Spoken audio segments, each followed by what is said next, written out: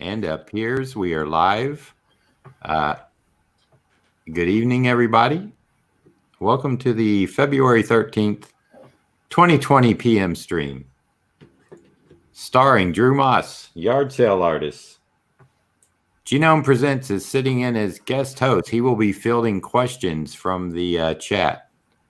And myself, John Beatty. So I'm going to be roughing in some 6x8 drawings that I will probably ink tomorrow if I get them penciled out. And I'm going to go see let's see what Jarrod is up to. Jarrod, what do you got there? Good evening, John. Jarrod Ulrich, the art sale artist, here with a piece by Mark Hatherley. Did some pencils, and I am inking it for a long time. Fan of your program, Dr. Kaz. Hey, did Dr. Kaz come in? I don't know if he's here or not. Oh, okay. I know he tends to show up, though. Yes, he does. And here we have Drew Moss working on a beautiful Hellboy painting. Okay, now I can see. Oh. I didn't have the screen up to where I could see, like... What was being shown? Yeah, who knows what's happening? Well... Is this even real? Am I tripping? What's going on?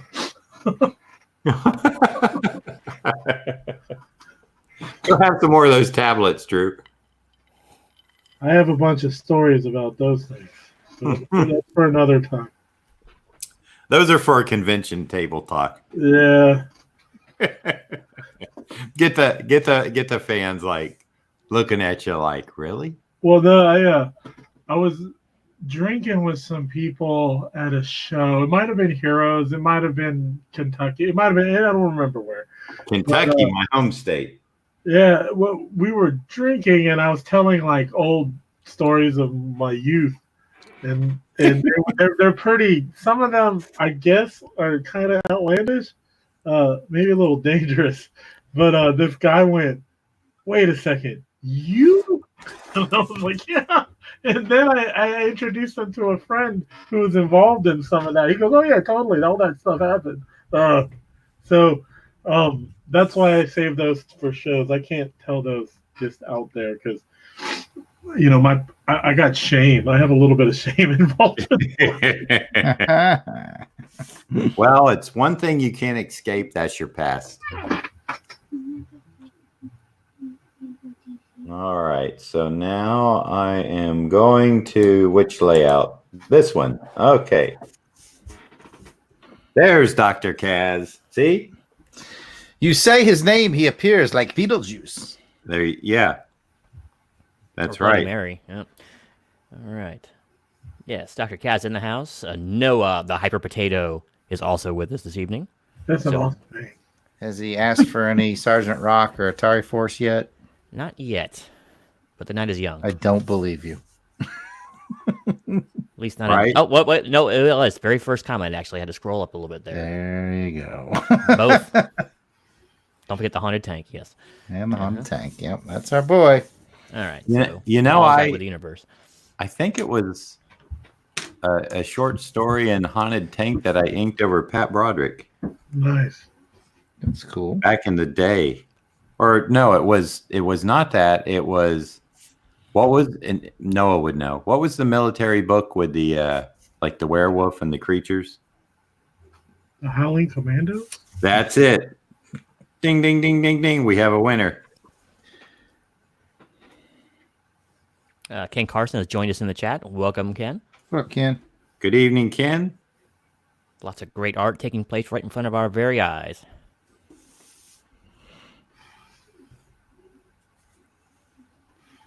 So, John, what are you working on today? This evening, should I say? I'm actually working on a couple of sketches for Dr. Kaz. He wants his heroes like gritting or making an expression. He doesn't want them just kind of casual. So yeah. I'm doing a Captain America with like a gritting, snarling mouth. Post Taco Bell Captain America. Almost like a death with this when they always smile. GLH is in the house. Welcome back. Good to have you. David Collins, welcome to the stream. Glad to have you. That wizard's just a crazy old man. Is that David? David That Collins. Yep, that wizard's just a crazy old man. But Most people call him, if you're really close to him, you call him Battle Wagon. David Collins is who you're talking about. Yep. Okay. No, you lost me there for a minute. I got introduced to someone, and then all of a sudden it's like calling someone a crazy old man, and I'm like, hey. In the Army, we used to call people jackwagons, but that's about the only jackwagon closest thing I can think of. So what else do we have here? Got some else? I think I called Drew a jackwagon one time. It was Tuesday. No, it was Zablo I called a jackwagon. So, Hypo, I'm going to shorten your name. Hypo says Werewolf was the member of Creature Commandos in the Weird War Tales. Weird War Tales. Yeah. That was, David, that was one of those little stories I was telling you that they had me inking before they put me on a real book. Well, you got to put the training wheels on before they turn you loose, They do. I fully understood. Nah, they should just throw you to the wolves. Well, Put you on with Neil Adams and George Perez. First day, go. Nah, Neil wants to do his own inking, which that's fine too. Hacks. Let's see. King Carson says, Jarrod, I may have a copy of that book we talked about on Twitter. Oh, do tell, Ken. Do tell. It's a mint copy. No. Never been read. GLH saying hi to everybody. Hey, Jill. Ken, be sure to rough that book up before you send it. That's right. Amazing. Two videos today. David Collins says Battle Van. I always think of the Punisher when I hear Battle Van. No, it's weird because it was called the Battle Wagon. Most people don't remember that. What's that? Punisher's vehicle. No, see, there never was one. That's just fantasy. That's not the real Punisher. The Punisher's favorite vehicle was a Plymouth Fury. He actually mentioned that in one of his comic books. Not the real one. Oh, I'm sorry. Don't get he John, rode don't the get bus. John started. Don't feed the bulldog. There's only one. There's only one real Punisher.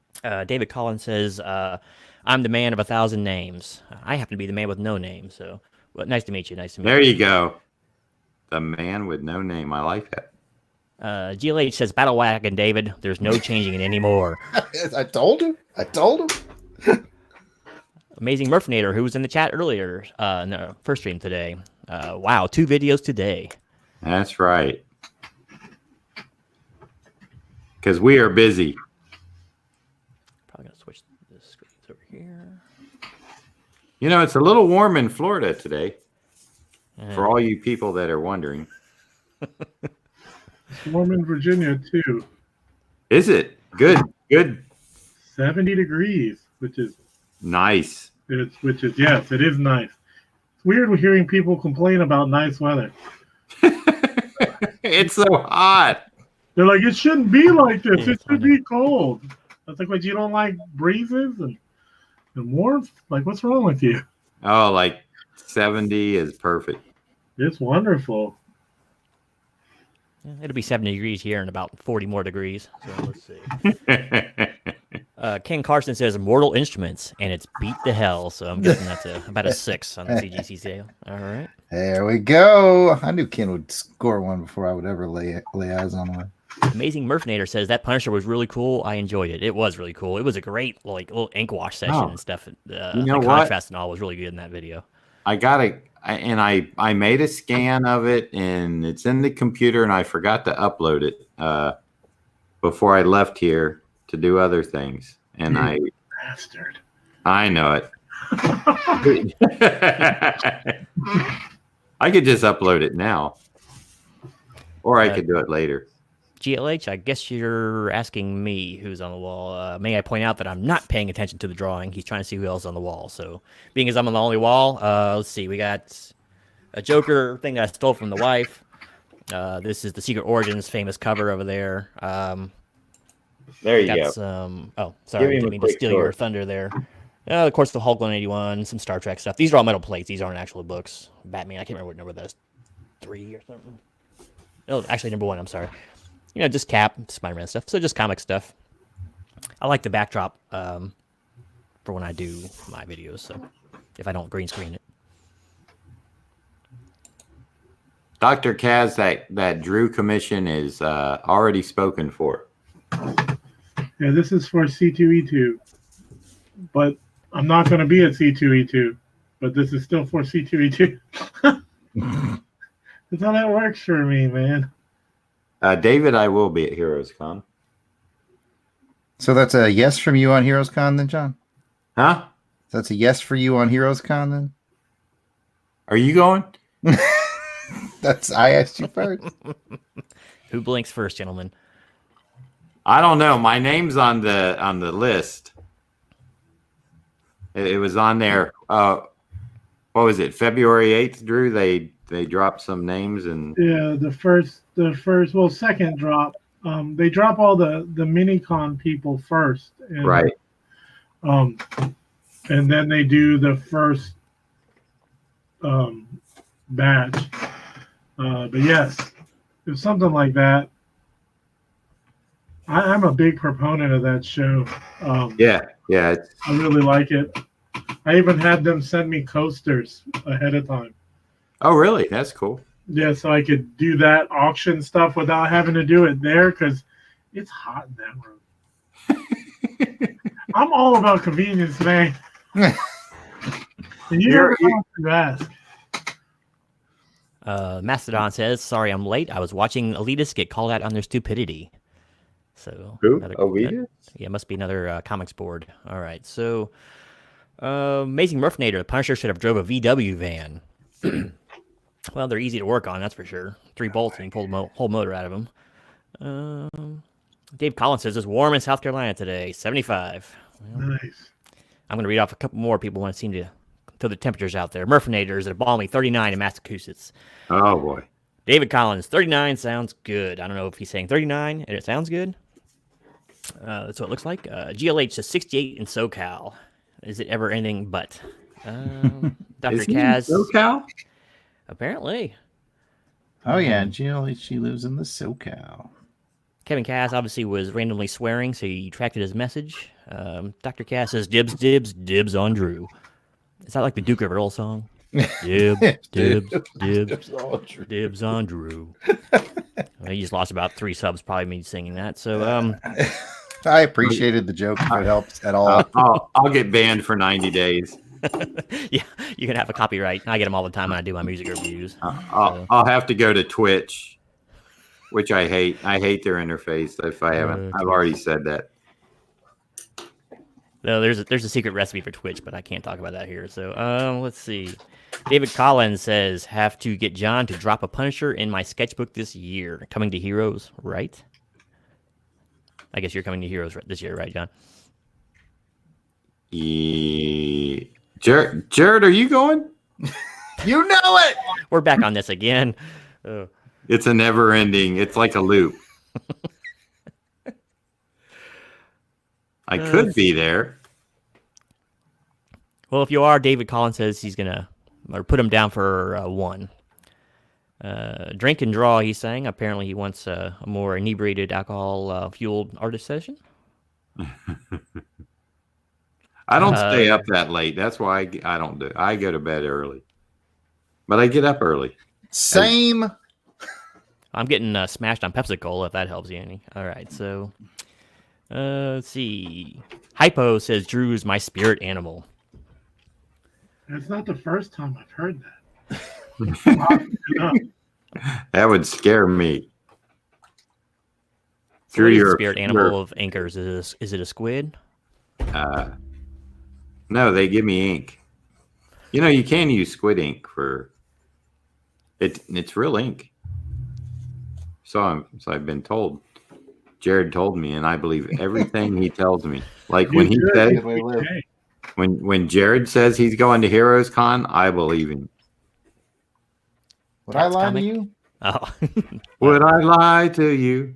Oh man, no Annie Lennox songs. And was that a rhetorical question? But Tats Comics is in the chat. Welcome. He's saying hello to everybody. Hello, Tats. And Jarrod, I believe he's saying that Spider-Man looks pretty good to him. Well, thank you. Let's take a close up of that real quick. The pencil credit goes to Mark Hatherley. And again, his camera is so blurry. My camera is not blurry. It is blurry. No, that's your cataracts. No. It's all that stuff you got on your drawing board. Clear that thing off and zoom in. No. Well, I can fix that. And if you want, there's literally nothing I can do about it. You're about to get the Jim Shooter talk here in a moment, so be careful. That guy's got balls. Mark Napa is in the chat. Welcome, Mark. Good to have you. Mark, how's it going? Mastodon? Tats saying Drew's doing Hellboy. Yes, he is, and he's doing a fine job of it, too. Yeah, It looks so much better with color.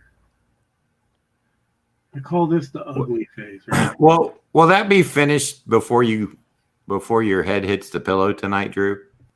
Do you want me to lie to you? Or No, I want you to make me go home and like cry in my pillow again.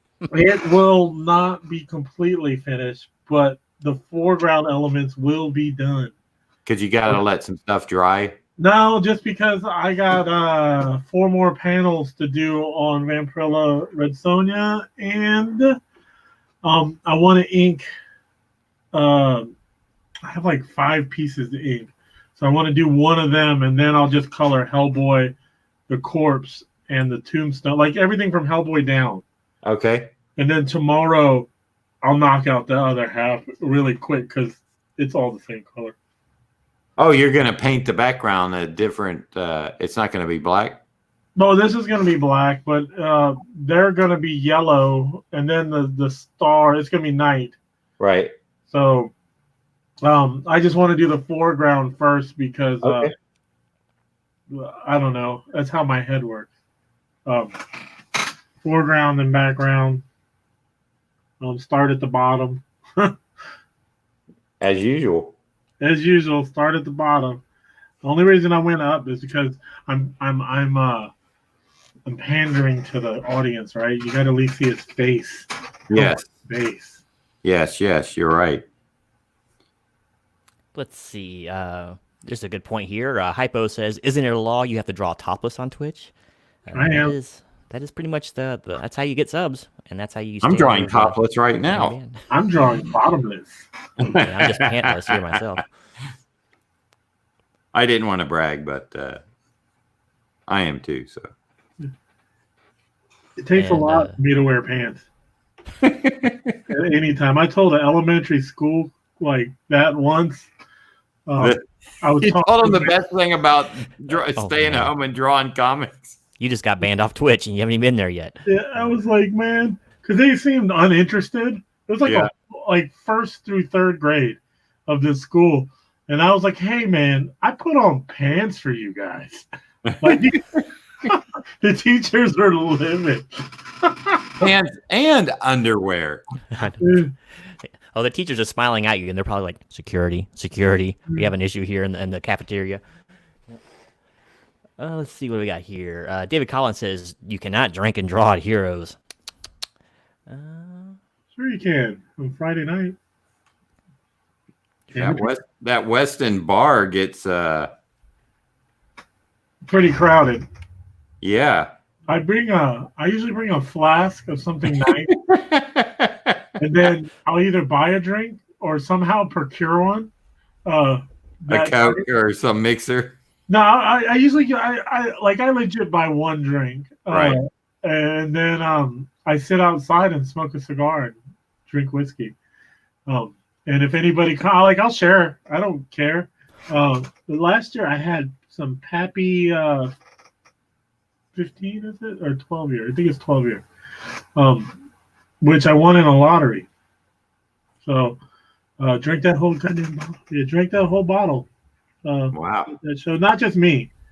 I don't know how it got out, but somebody's like, "You've got Pappy?" And I was like, yeah. Um, And all of a sudden it was gone. I'm starting this over. Hey, well, Dr. Kaz is in the house, as a matter of fact, since he, I think he's got 2 gritting heroes from me, or yelling, or screaming, or like crazy expression. Dr. Kaz, do you have a preference? I can't remember.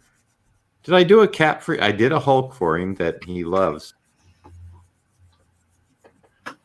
I was doing Cap, but it seems like I did a Cap for him. I'll do a Spider-Man yelling in a mask. That's pretty good. Are you gonna do the squiggles, or are you gonna just do the little eyelash marks for the? I'll just Spidey have sense? to stretch the mask down and like do some strokes, like where his mouth is open. All right, so Hypo's got a question for Jarrod. Tell us about your plans for Saturday. This Saturday? Wasn't specific. Yes, he's referring to this Saturday where I will be at the Second and Charles bookstore in Dothan doing some signings and some drawings. I wonder if Noah, the Hyper Potato, he's been known to show up at some of those before because he doesn't live too far from me. I thought you said he was in Southern Cal. GLHG is in Southern Cal. Isn't that Kirk? No. Noah is Kirk. Noah is Kirk. But Kirk sometimes goes by his own. Big Army 5. Mm-hmm. He's like, he's a man of many identities. He's confused. I'm confused. It has to do with the witness protection program, I'm pretty sure. It must. All stemming from that incident at the school with no pants. Mm-hmm. So, no, that was Drew. oh yeah. So let's be very clear. That was Drew Moss.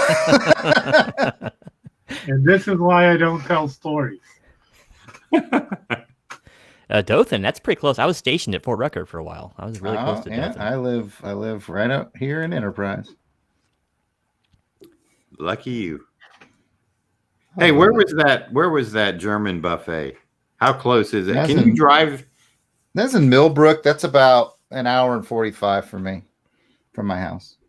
So would it be worth going like a couple times a year? I Yeah. think so. I'd say yes. Especially if it's going to be me and my best German food eating buddy, John Beatty. Oh yeah. I was man. You were happier than a pig in a German buffet. Well, I've told the story before, but the way you made it sound was that it was a German buffet like 7 days a week, not just on, was it every Friday or every third Friday? They do it every Friday. Yeah, every Friday. And I'm like, how can a German buffet stay in business at Podunk, Alabama?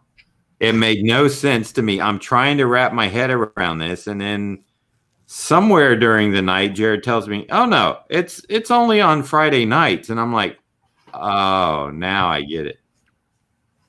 It's like Southern cooking the rest of the week. But on Friday, it's German, yeah.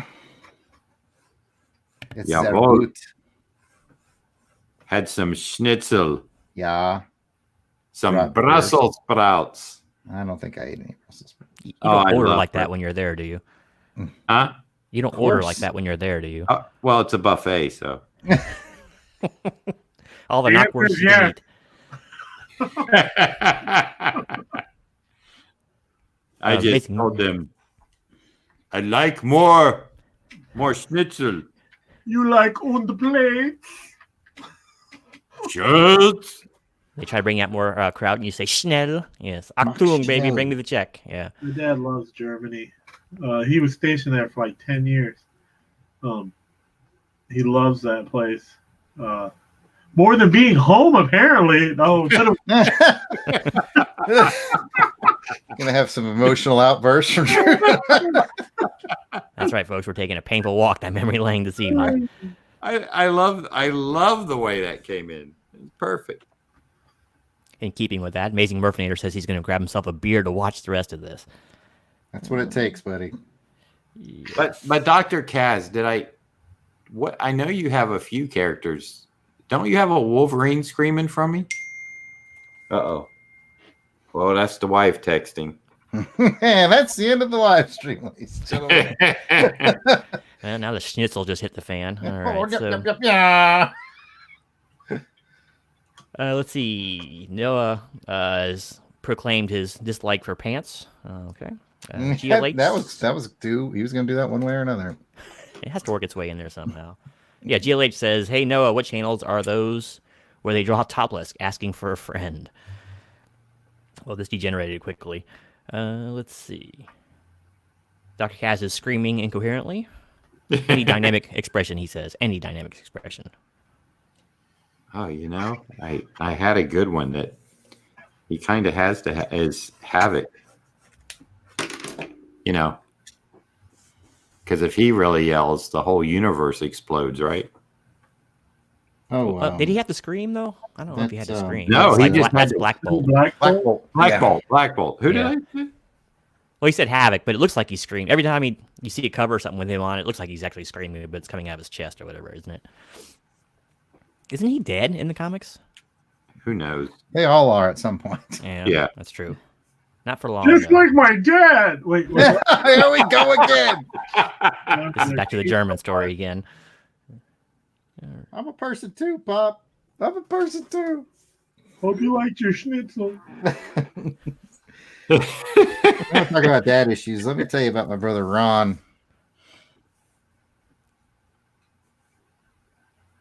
Did Ron make it in? I don't know. If he don't does, see him I'm going to yet. bring up my dad issues between him and Papa John over there. GLH says, "Wait, didn't we establish that Jarrod would be referred to as Big J? That's right. I am Big J. Almost wrote by J. That's a whole different name." My J is for the weekends only. I have to try to do my Sergeant Schultz voice here. Tats Comic says, "I would like some sauerkraut in my lederhosen." Oh yeah, sauerkraut and mashed potatoes. I love it. I eat sauerkraut by itself though, like as a side dish. I just love it so much. I used to make sauerkraut omelets. I'm not even joking here. Hey, check this out, man. Get you Sour? just don't listen to John. Listen to me. Get you a bratwurst. Put it in a tortilla. Put some sauerkraut in the tortilla. Put a little mustard in there. Wrap it up. Eat it like a burrito. Change your life. It's like when two worlds collide. It's amazing. Something I learned when I was stationed in San Antonio, which is a very heavy Mexican community and a very heavy German community, and the two things came together wonderfully. I like it. It's like ebony, ivory. I can dig it. My sister lives in San Antonio, so I'll ask her. When I was in San Antonio for a convention last year, I was 2 blocks away from the Alamo. It was great. I remember it? Huh? You remember it? Remember what? The Alamo? That's why I All said remember what? Uh-oh. Wait a minute. Genome had to pop back in. Sorry. Oh, now he screwed up the squares. I'm on the bottom right. I think locked up on me. I had to reset it. Now I'm back on the full screen. Why does Spider-Man have so many webs? All right, McFarlane. I don't know. Yeah, wait till you get to the webbing that he's shooting out. I know, and I mean we haven't broached the topic of all these buildings. Thanks a lot, Mark. There was actually McFarlane actually made fun of that one time in one of his own comics. It was actually Spider-Man breaking the fourth wall. Says, "Why do I shoot so much of this stuff anyway?" Thank you, Dr. Kaz. He says there is a 2-minute lag in the chat, but I was saying thanks about the Hulk drawing. I'm frustrated right now with trying to get a good screamy expression. Let me look for a little reference here. That might help. Those gritty teeth are kind of. I love reference. Oh yeah. Apparently, Mastodon is in drinking contest with Murph, so yes, they're both matching each other up college style. Drinking while streaming. They're what? What are they thinking? No, they're imbibing while you guys stream. Oh. If you imbibe long enough, you'll stream too. Uh-huh. It goes hand in hand like tortillas and sauerkraut. Damn straight. Let's see here. Ryan O'Connor, welcome to the chat. Great to have you in the stream this evening. Hey Ryan from Down Under. So it's probably already tomorrow there. I would imagine. I think it's 13 hours ahead. I actually did a couple interviews with Australian guys a few months ago, and it was difficult to arrange the times. Because the time change too. It'll go back. Because my wife has the same problem in the Philippines. They're like 13 hours ahead now instead of 12. But in March, when we fall back, or when we spring forward, rather, I hate the time change. It's rough. I know. Back when I was in telecom, I did a bunch of work overseas, like in Egypt and Africa and stuff. So it was really hard to get with your counterpart back in the States when the time difference was so different, you know. So they'd have to be working at like 3 a.m. just to talk to me at normal time. Mm-hmm. Ryan asked, is Jarrod inking Mark's pencils?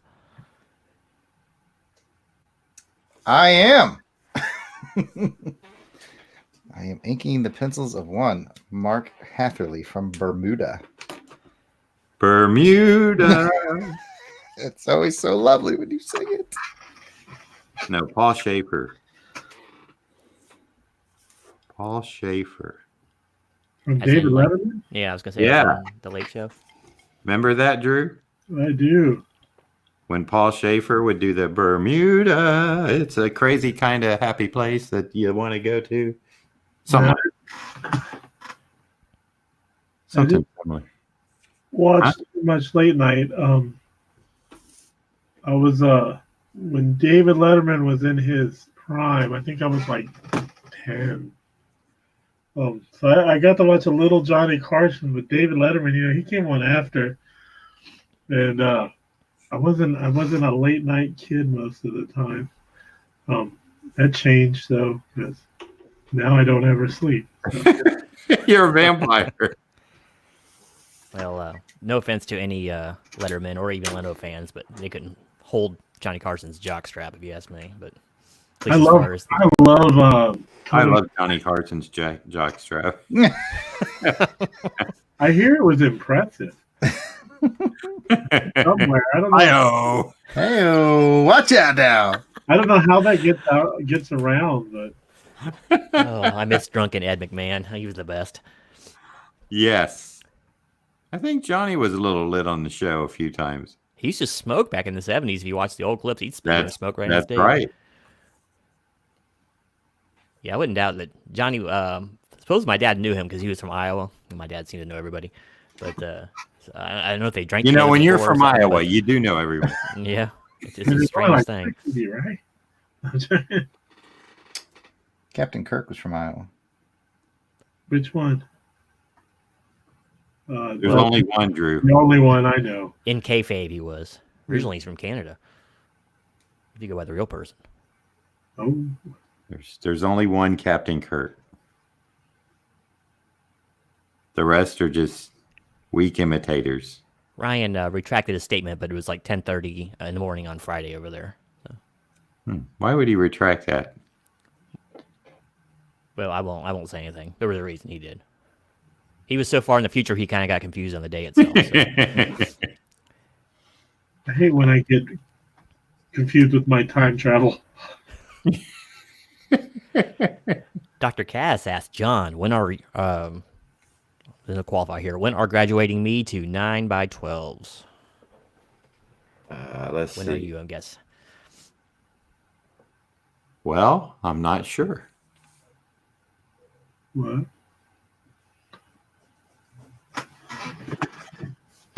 More on that later, apparently. And stay tuned, everyone. Dad's Comic says, I'm eating pretzel Pop-Tarts.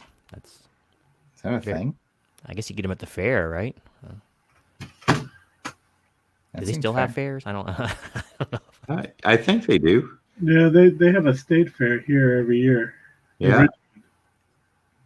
I used to Good. work. Good, Drew. What?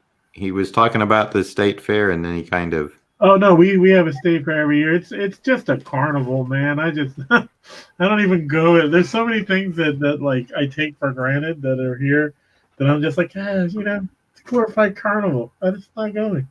Oh, we have it too. And the carnies always, when you walk by, they try to get you to play their rigged games, by embarrassing you. I used to work for a golf cart company, and one of our mechanics, he was an ex-carny. He was a born-again guy. And he used to tell us some stories of how they lived and what they did, man. That was something. It even makes anchors look tame. But he said he used to sleep under his equipment when it was set up. He just slept underneath the ride. That's what he did. I believe it. Okay, we got the art chemist is in the house. Hello, John, he says. Hello, art chemist. How are you? Ryan has put down the proper time. It is in Australia. Koalas are happy to hear this. Let's see. Mastodon says Jack Parr. Ooh, the original Tonight Show host.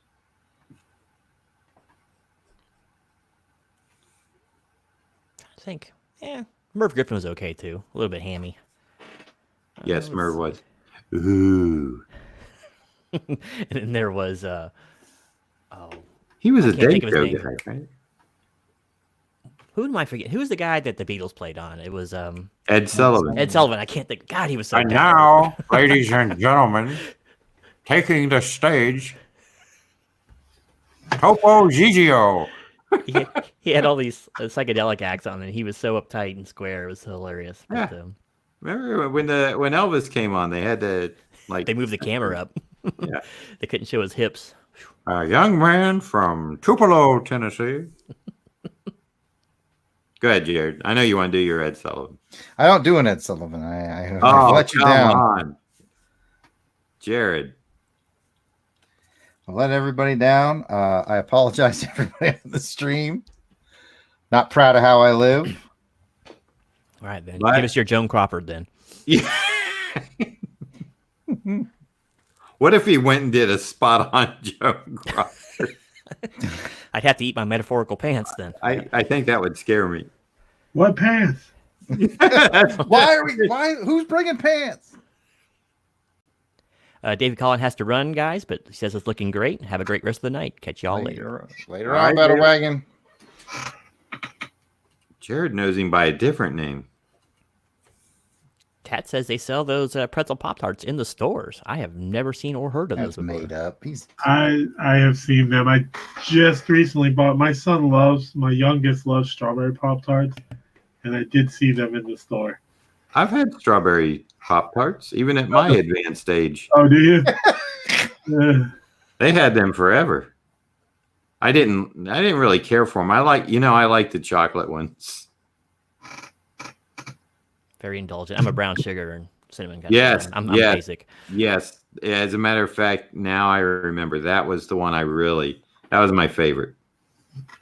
But the pretzel stuff is getting popular. Like you see pretzel bun stuff everywhere, so I guess the Oh Pop-Tarts. yeah, caramel with obvious salted caramel or caramel with salted caramel pretzels. It's a double caramel scoop, yeah. Let's see. No. Ryan says he used to go to the Arizona State Fair. We have a fair, and like I said, it just the carnies are rude, so I choose not to go. Do they hear you call them carnies? Oh, I don't care if they do. This could be part of the issue. I'm just laying it out there. He pulls What's the wrong sun with aside. Carnies, circus folk, nomads, really. Yeah. Reek of cabbage, small hands. Oh, I haven't seen that movie in a long time. Yeah, he probably pulls the sun aside and says really loudly, "Yeah, watch out for those carny folk. They're all thieves and robbers." I'll go into well. Hey, how did Jared get the big string for so long? I wasn't paying attention. Oh, I just thought you loved me. What No. the heck was I thinking? I want to see what Drew's doing there. Look at that. That's really cool. Getting there. Yeah, Drew's cooler than me. We all know. Wow. I need to get some reference real quick. I always jack this belt up. His belt? Yeah, I mean it's different all the time. I know. Whenever I draw Hellboy, I just put all sorts of stuff on it, like beads and crosses and pouches, maybe a pistol holster. Yeah, I did that once, and I remember I drew the I drew the movie gun once on a commission, and Mike messaged me and said, "You drew the wrong gun." Really? He's like, "I like the movie gun, but that's not my gun." Wow. Just in a joke, Right. So and you know what it did though? Every time I draw the gun, I draw the comic gun now. I will say that. Huh. Oh, I have to interrupt everyone. There's family in the audience. I believe your son is on the stream now, Sir John. Hello, Jacob. Actually, that's me. And hello, Lloyd. Lloyd, we have saved playing Dad Rap just for you to get here. Oh, he's here just in time. Please play that. What? Jarrod, are you? I'm Jarrod. Jacob, are you getting ready to eat? I mean, I could answer that question.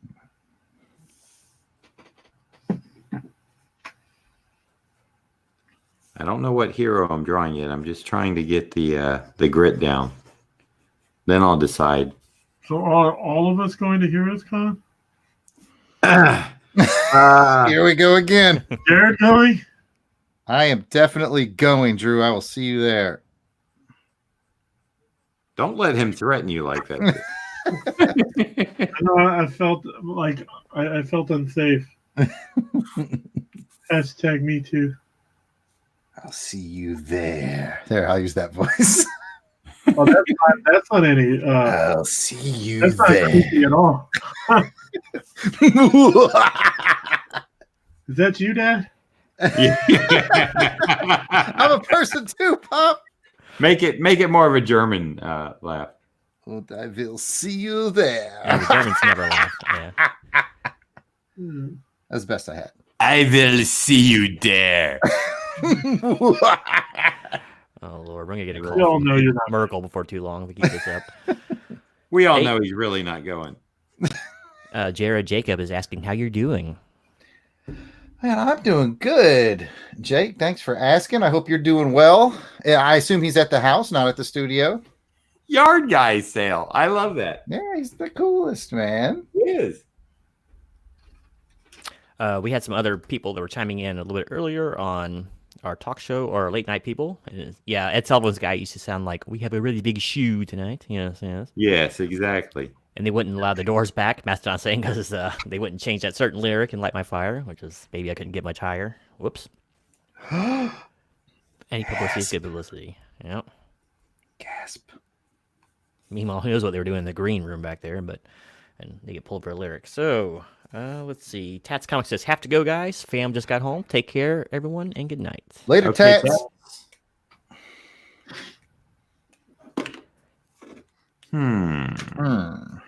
Who am I feeling like? Crusher Creel. I was looking at Absorbing Man. I thought that kind of looked like him. I like the Sinister Six, but it's the Wrecking Crew, right? Yes. Love those guys. That's guys one are of my cool. favorite. That was like a Spider-Man kind of villains, right? Yeah, I associate with them. Like I really got to know them during Secret Wars. Have you ever heard of that, John? Have you ever heard of Secret Wars? Never. It's all right. Take part of Thor's powers, like to make themselves stronger. I Something know like the Wrecker's bar was, I think, powered by Thor. and do stuff. something like that. Remember when Thor's belt used to make him stronger? Just like him having a belt. I'm strong and my pants stamped. Ooh. I wonder when that stopped. They just kind of stopped, just mentioning that. It stopped when his dad went to Germany. No, Don't torture him. Oh, I don't even know what he looks like anymore. He actually only lived. He eventually came back, but I had moved out by that time. My mom and him still live together. They don't stay. They live together. They just live together. There's a lot of layers in this story, isn't Mhm. Yeah, It's like an onion. It keeps unpeeling itself as the show Peeling goes forward back. here. I'm frankly a little bit alarmed as to where it's going, but we'll find out about that later. GLH says they're big fat jerks, and they get offended because I call them big fat jerks. Talk about us. Wouldn't I be can the, see his hands here. I can't really verify any of this. Let's see. takes a lot to offend me. Not John, though. He's wasting away to nothing right now. Yeah, it's Like- true. Keto diet's apparently working for you. Well, sometimes you just got to do what you got to do. Ryan's got me laughing here. Ryan says, so far it's the best Aunt May's ever seen, John. It is, and she hasn't got her wig on. She's got no wig on. She That's has the not German had her Aunt morning May. coffee. Mm-mm. You Peter know, I hasn't was written her. thinking the original Beast from the X-Men, but his costume is so simple. I just looked at it and it's like, trying to think. He'd make a good wrecker, the guy with the crowbar. Mm-hmm. But you kind of have like, in order to sell him, you gotta have the color. I mean, he's hard to spot when he's in just black and white. I know you can do black and white. Do the in-betweener. The in-between. Is that a real thing? Yeah, he's a cosmic character. You don't know the in-betweener? Got me on that one. He's lower level. He's like Watcher level kind of power level. He's not like the top tier cosmic guys, but he's still a top tier guy as compared to Earth heroes. You know, let me see. But he's like half black and half white. You ever remember that episode in the Star Trek the original series in the third season? Yeah, where Frank Gorshin. Yeah, they had those. He looked a lot like that. Good old Frank. You know, Gorshin, Dr. Riddler Kaz fame. likes Spider-Man villains. Scorpion. He looked like Scorpion. Yeah. Oh, he'd make a good Scorpion. You're right. Let me just see. What was his name? Bull? The guy in the what gang was that? With the guy with the lasso. He had like what was the name of that gang that the Kingpin used to hire? Oh yeah, the three Western guys. Yeah, the Bull, the guy who had like the flat, he was almost Hulk-like head. It was like Fancy Dan Yeah, Fancy Dan. he and wore a black vest. who are the other guys? I don't know. It was a long time. I swear that guy's name was Bull. You know, now that I see the Scorpion, that was the first Captain America. It was when it was Captain America and the Falcon, and I think Falcon was laying off the ledge of the building, like up top, and the Scorpion was jumping, and Cap was jumping to save the Falcon. That was the first Captain America. I remember my mom brought it home. We were going on a trip to a place, godforsaken Alabama, and because her family lives there. I don't know who would want to live in Alabama. Stop it. Stop it right now. But hey, this is kind of interesting.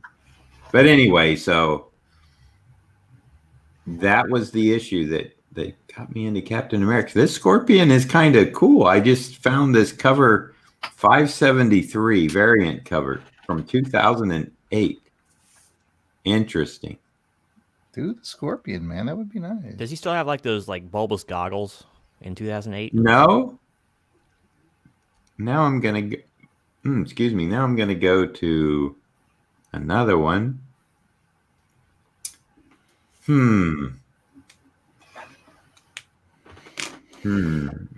That Scorpion. Did it rock you like a hurricane?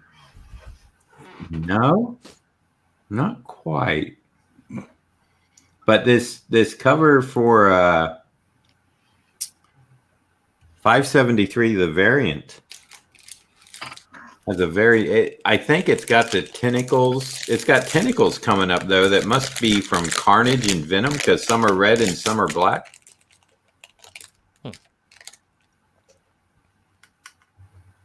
Again, it's one of those characters that may not be that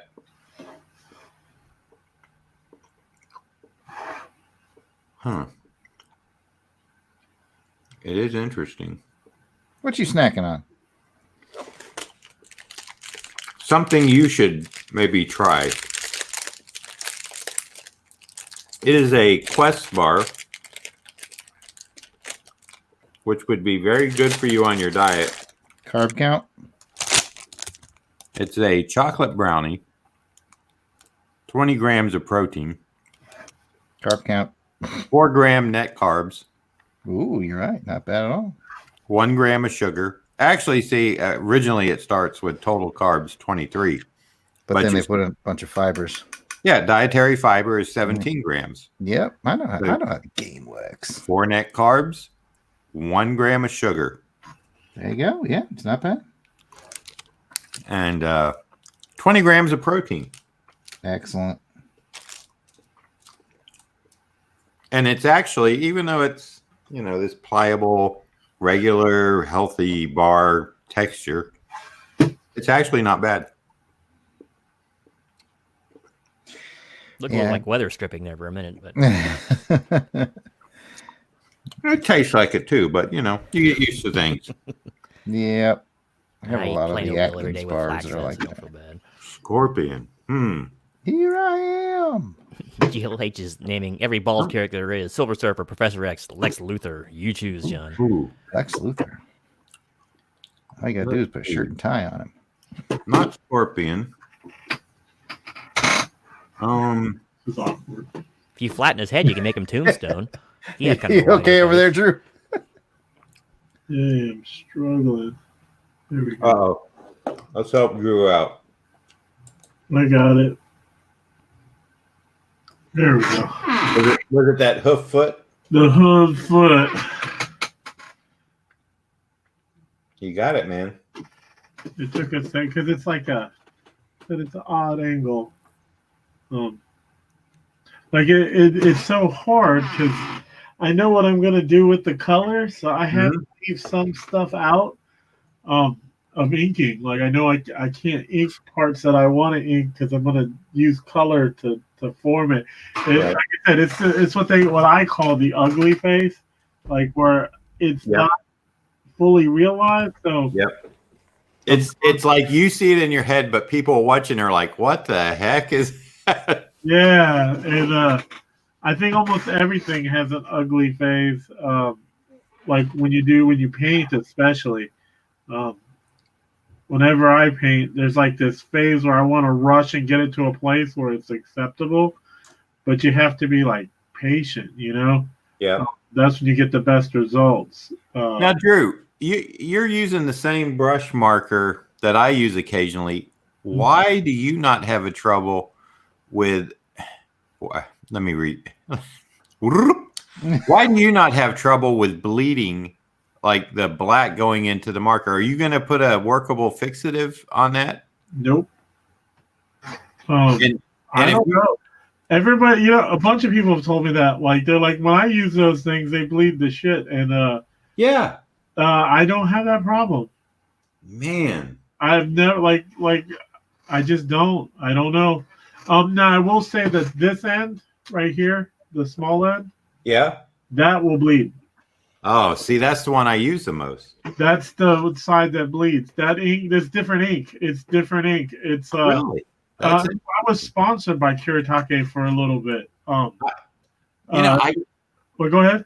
I was just gonna say, I love that. What did they send you free pens and stuff? They sent me like $1,200 in pens.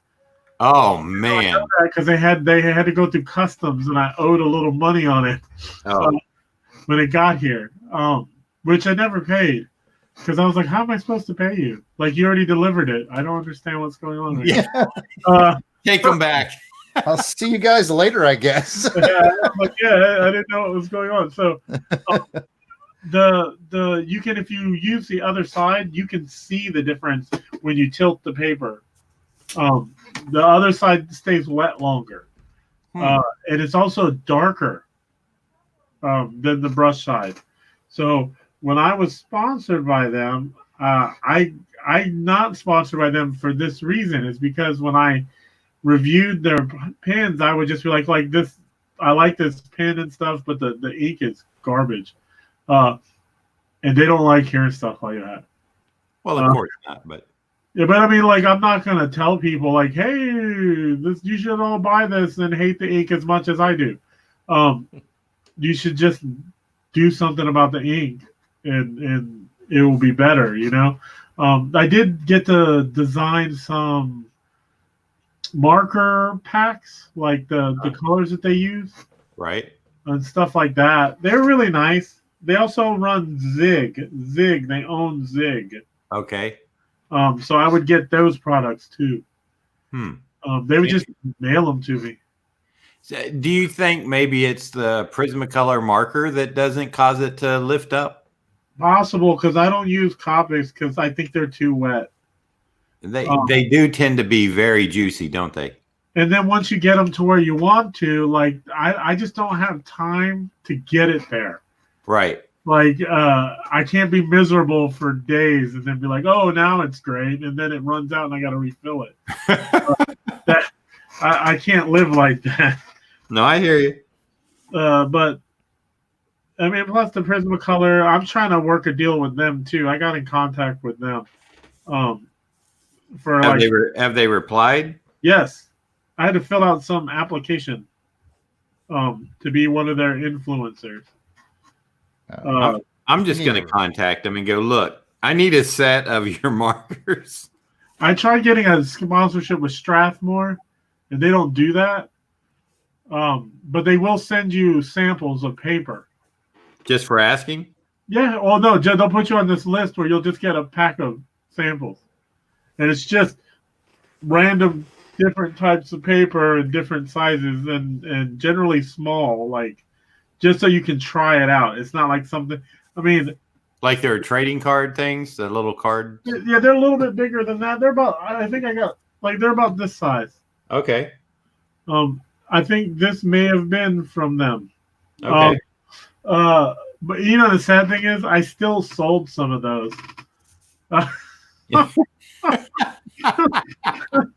You're at a convention and someone needs paper and you're like, hey, I'll sell you a pack. Well, no, and somebody was like, somebody was haggling me on a price. And I was like, look, dude, like if you want to pay nothing, like, or next to nothing, I'll do one this size for like $10.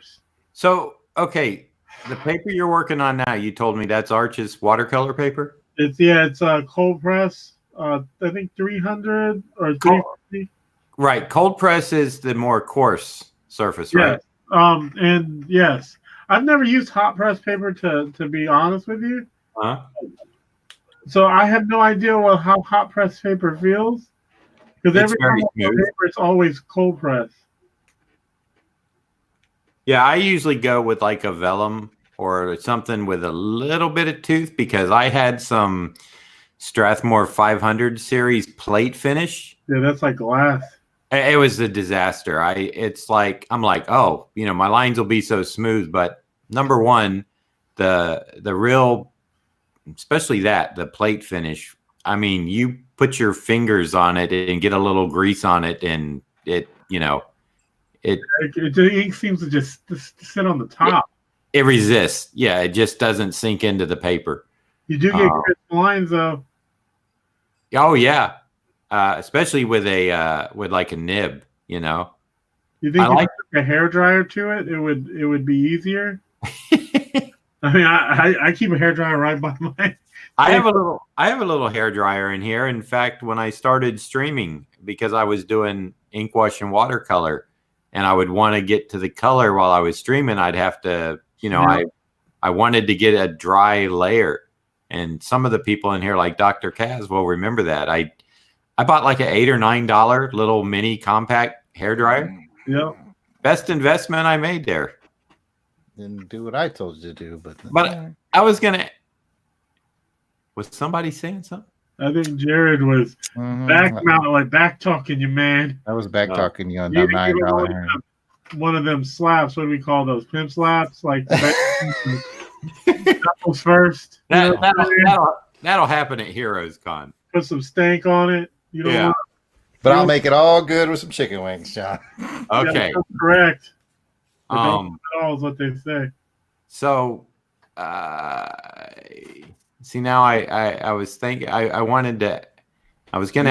You're on hair dryers because I was gonna give you grief for paying $9 for a hair dryer, but yeah, I'm not gonna find one in a garage sale that's ready to blow up. Goodwill, man, Goodwill. Oh, that's right. You're the yard sale guy. Dang right I am. Let's see. So the other color though, like say the red on Hellboy there, you're just going to go in with Prismacolor and do like Right here. a light. I'll show you a little right now. Ooh, okay. Everybody take note. Drew's going to like expose his secrets. He's going to expose his what? You know, I had an artist talk. We were talking online, and I was actually mailing pieces to her because her friends from Canada who bought them.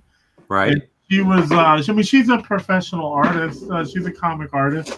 And she was just like, man, I just wanted to ask if you would, like, teach me some of this stuff. And I was like, man, it's not really that. I will if you want, but I mean, I don't know. It's not like that crazy. So first, I'll take this carmine red. Okay. Like orangish red. Yep. And see, look, no bleeding. Wow. And I'll do that first. And see, it has this.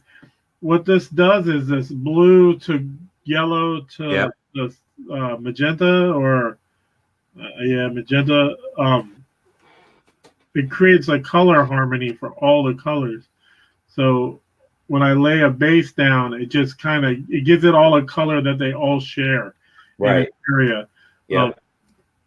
So it kind of is an optical illusion in a sense. It fools people to thinking I did all the work, like individually, for each piece, when actually everything. No, it's that's what you say. It's there is that ugly stage where it has to be all pulled together to, Like I'll do his head since it's dry. And then at the end, like on Ron's Storm, you went back in with white, right? Yeah. It's a contrast to like at first I was like, well, I'm gonna use color pencils so it doesn't pop as much.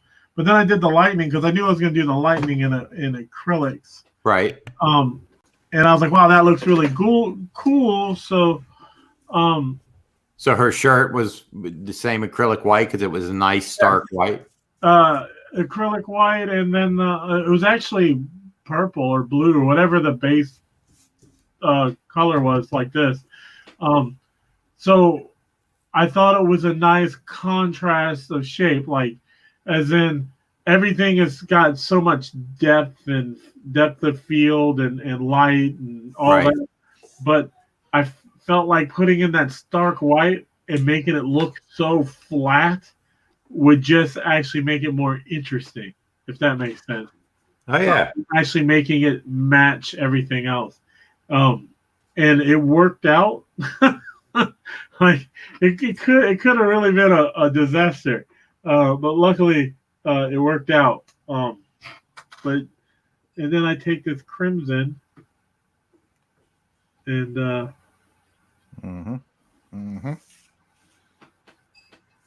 and then I start walking in the shadows.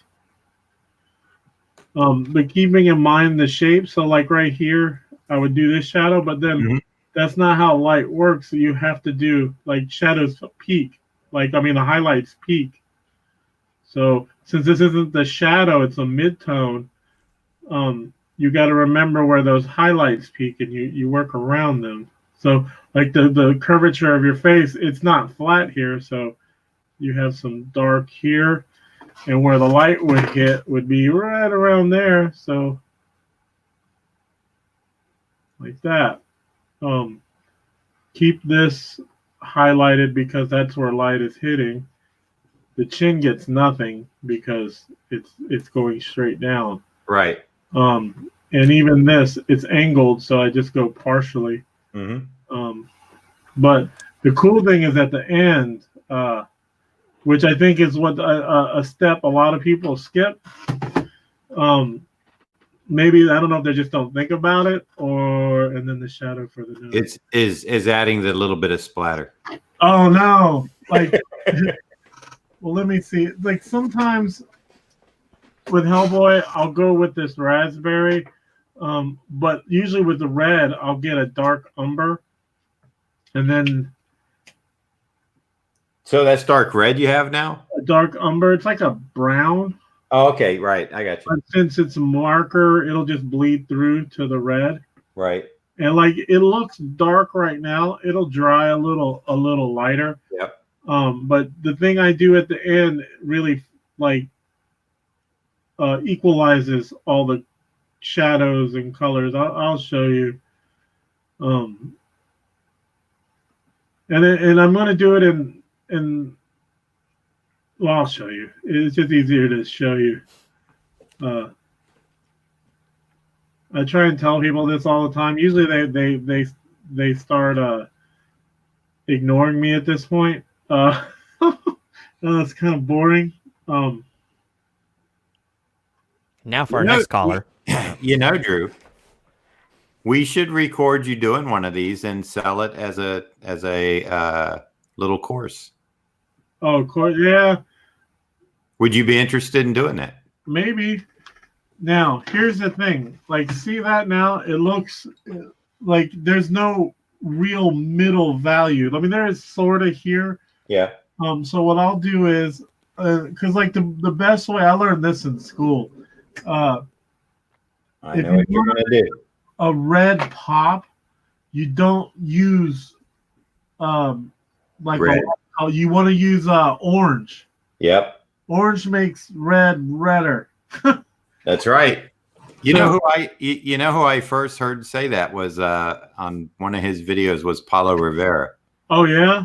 I think he was painting a watercolor of Hellboy, and he did the same thing with the orange. Oh wow! You see, and I'll take this. This is a poppy red, right? Very orange red, and I'll go over everything. Yep. Like everything, and what that does is it creates a harmony within the reds, and it blends the mids and the shadows and the highlights, and there you go.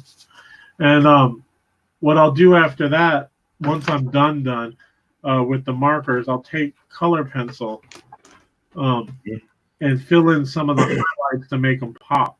Right. And that's pretty much it, man. Very nice. And then you got Hellboy's. What color of a colored pencil would you use to make that pop? What color would I use? I would use. See, that's a good question, actually. There's two types of color pencils that I use, and that's these, which is the soft core color pencils, and I would not goes to the hardcore. And it's because they'll stick, and they're less opaque. They're more opaque than a regular color pencil. Mm-hmm. Like if you want some like a lot of the stuff that people think I've used like paint markers on, it's just this color pencil. Because it goes down so thick and right. Flat. But on this, where's my pouch? The highlights for Hellboy, since it's red, I know you can hear my chair. Oh, is it? I didn't know what that was, so I found out. I'm looking because I know this color pencil is in my bag because I accidentally took it with me today in the car. I know, ill prepared. Got you bitch. While you're getting that, GLHG has a question for everybody that I think is interesting, and he says, out of curiosity, how much do you guys spend a month on material? And for me, markers. How much, Drew? $100. And just markers alone? Just markers alone. That doesn't even count paper and other stuff. Yeah, for me, I usually try to bulk up when I order.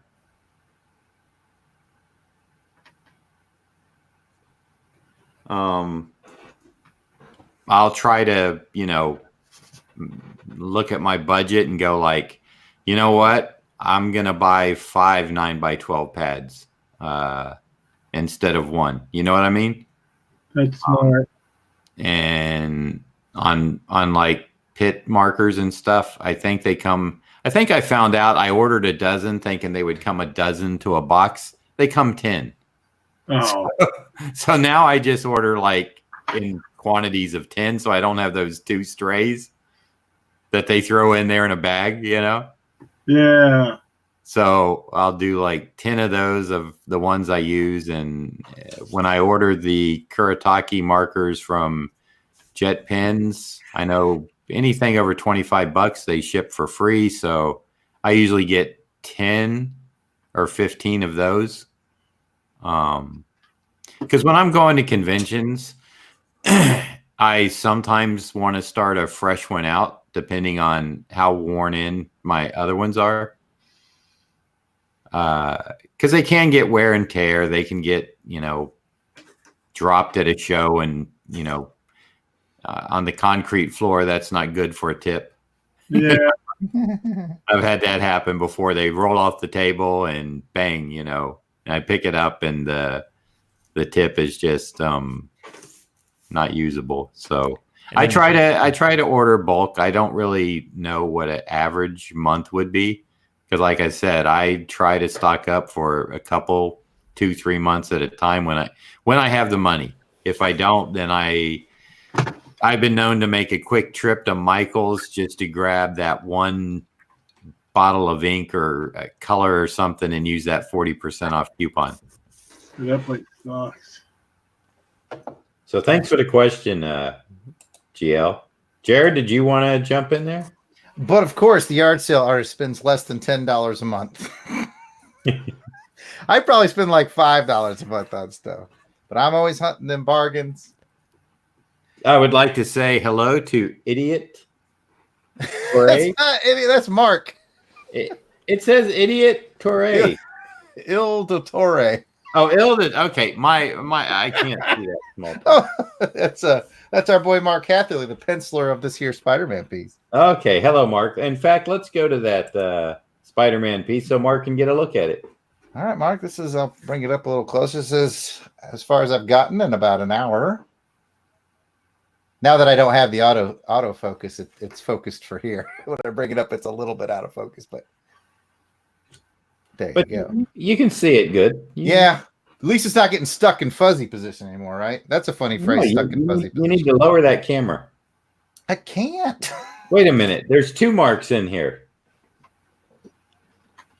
There's a mark on Twitter and a mark on gotcha. Okay. YouTube. Boy, that confused me. My 5th grade education was getting challenged. All right.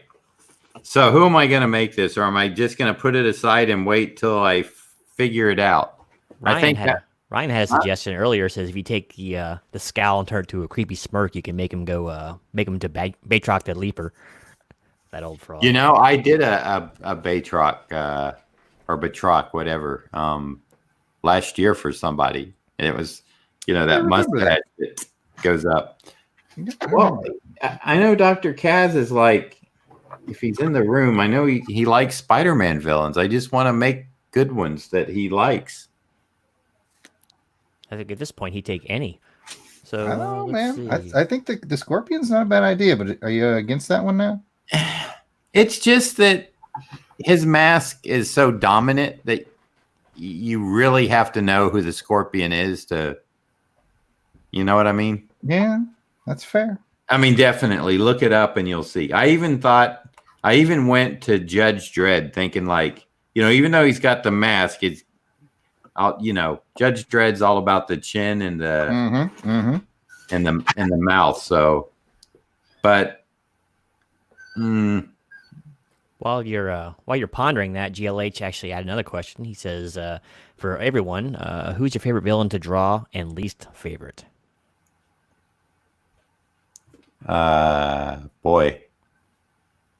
Least favorite villain. I think I know your least favorite, but who's that? Craven, right? Yeah, I'm not a big fan of Craven.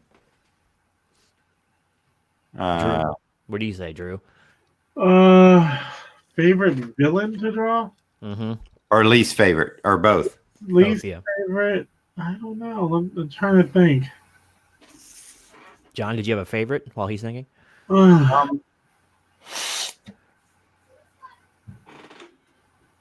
Well, I could cheat and say the Joker, but that's kind of a given. Everyone kind of likes to draw the Joker because you can do so much with him. Now, I just did something semi-smart. I just Googled Spider-Man villains. Hey, watch out. I like drawing Venom a lot. I don't know if he's considered a villain. Yes, I believe he is. I love the teeth. Like I draw them different ways. Sometimes I draw them more like kind of I say canon because if you look at Venom now, he's not so extreme.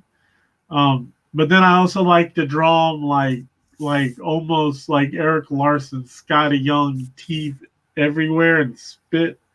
But then also, like I said, I like drawing him the other way too, more subdued like Stegman does, Yeah. But he's just fun to draw. I mean, to be honest, he's easy because of all the little tendrils and all the darkness and stuff. And as I think John has pointed out before, I do like to use a lot of black. I don't know anything that's World of Warcraft. To be honest, I hate drawing that stuff. It's not like I don't like the characters. It's the fans, and I mean, if you're a World of Warcraft fan, whatever. Like if I draw your thing and then you're like, oh, you forgot this fourth jewel on his left knuckle, like who cares?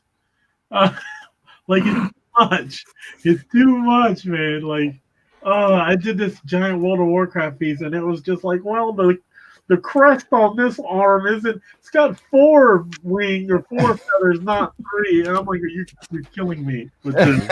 Easy. But and I guess it's not, like I said, it's not the characters themselves. I just won't put myself through that again. I think I just found out who I want to do. I just Googled Spider-Man villains and I was looking at them. Electro. Oh, good. That's a big mask, though.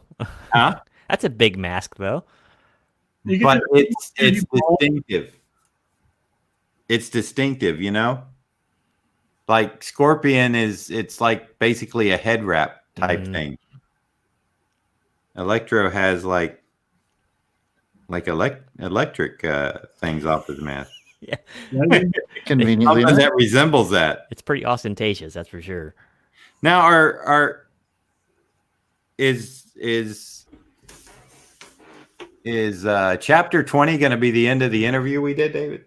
Actually, the next one should be it. I haven't looked. Believe me, I haven't watched the whole thing all the way through yet. I'm too busy cutting it and stuff.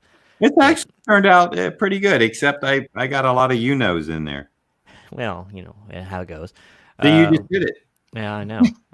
It's an homage, my friend. I think it's gonna be about There you 6. The last one's about an hour. I noticed between breaks it was like half an hour each. So I'm guessing the last one will probably be half an hour as well. So probably. So you got about 2 left. 1 or 2, depending if there's a break in between the last 30 minutes. So I might put an artificial one in there. The last one I released today was 30 minutes. So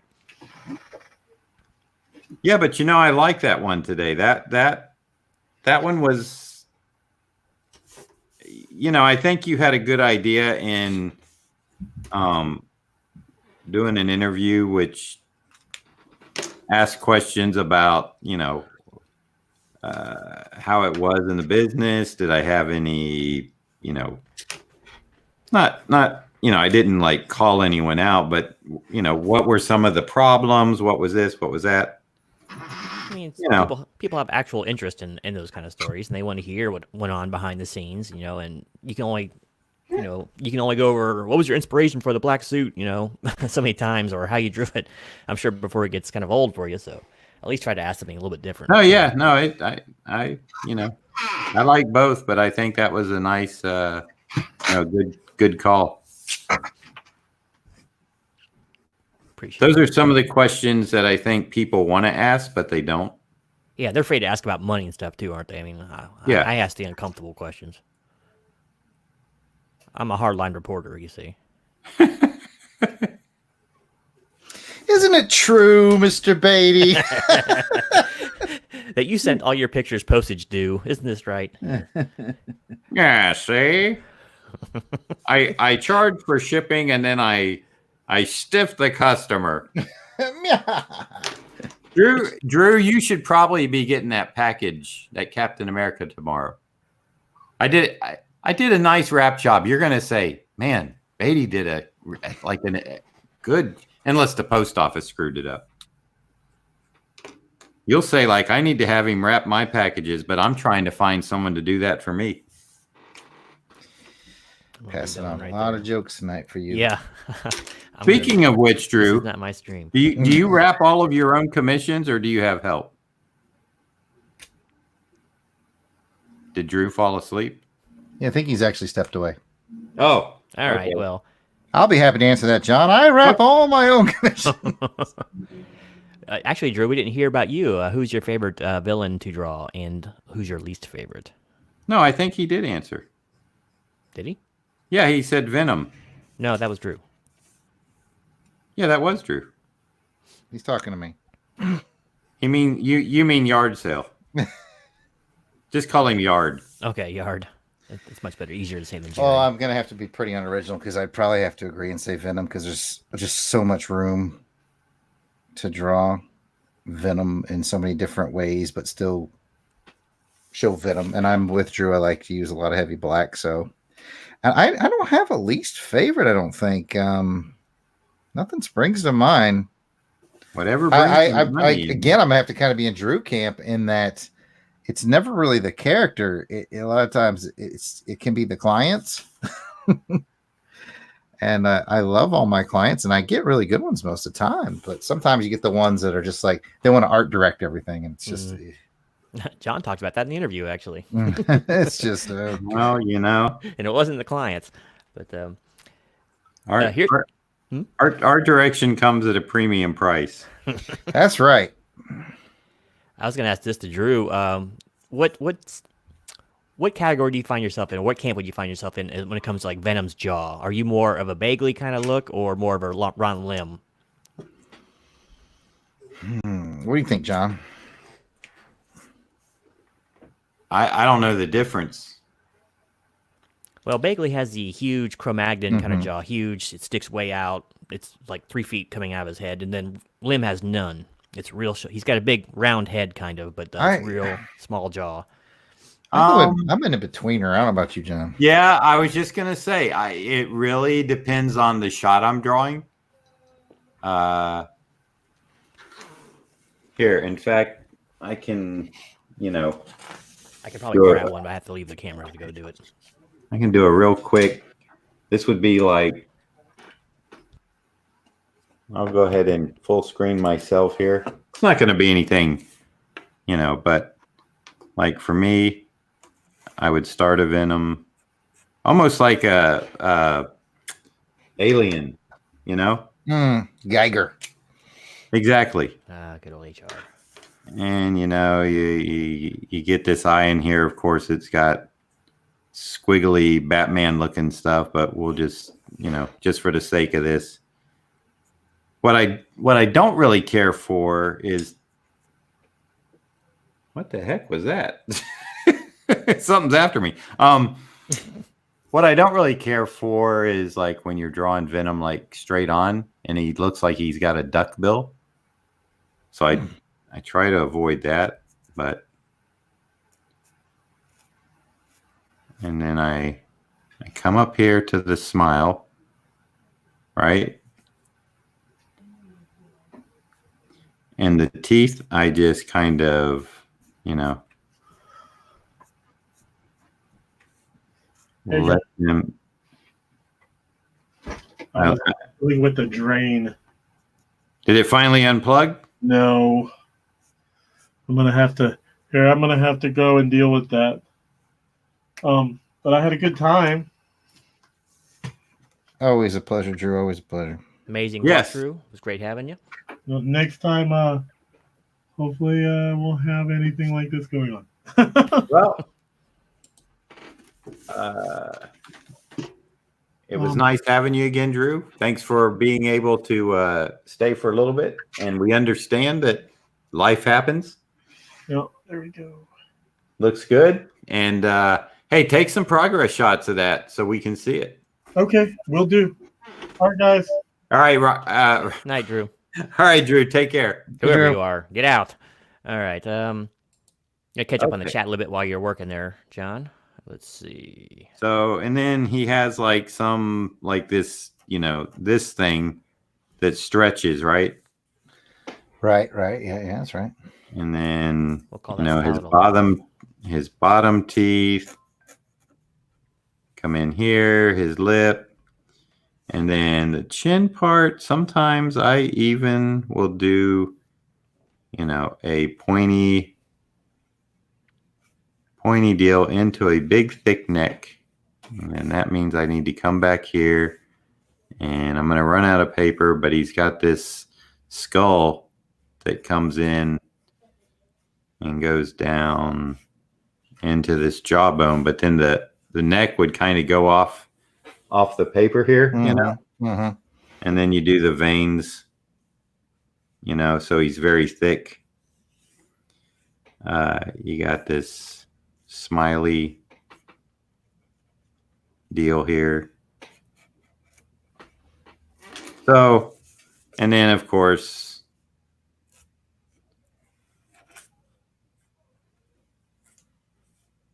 you got to get him some tongue action going.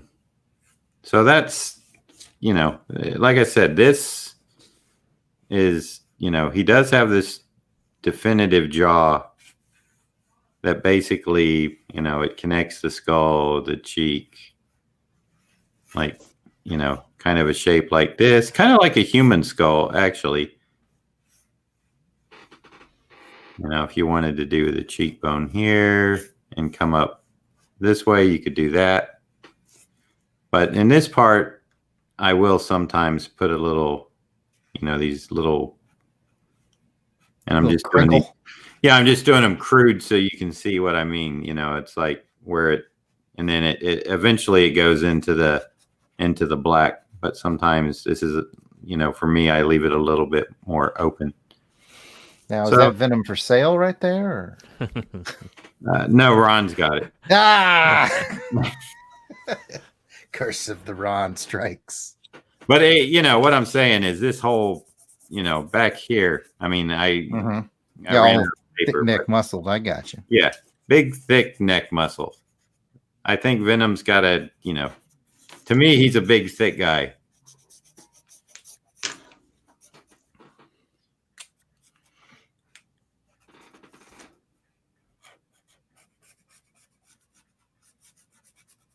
So there's your Venom remark. All right, thank you, sir. I'm sure Ron's gonna love it. Got a couple people in the chat that are new. I might be saying this wrong, but Heatherly75, welcome. That's Mark. Oh, is that Mark? I believe so. That's you, Mark. Say something. I'll pencil it in there. Yep. Let's see. We have Duchess MMD. Welcome. Duchess, what's Hello, up? Duchess.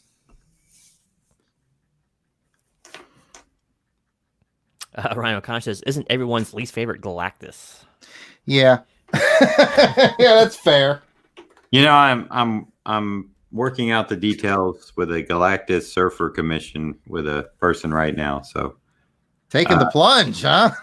Well, I told him I do charge a premium for Galactus because I know why. Galactus is tough, man. He is tough, but Kirby made him look easy, didn't he? He never drew him. Kirby's got him like 18 panels. Yeah, but he never drew him the same, really. So, but Kirby gets a pass on that. I'll tell you who did a really good Galactus, I thought, and kept him consistent was John Byrne. That's fair. That's fair. Yep. But I think that was Byrne's love of Kirby.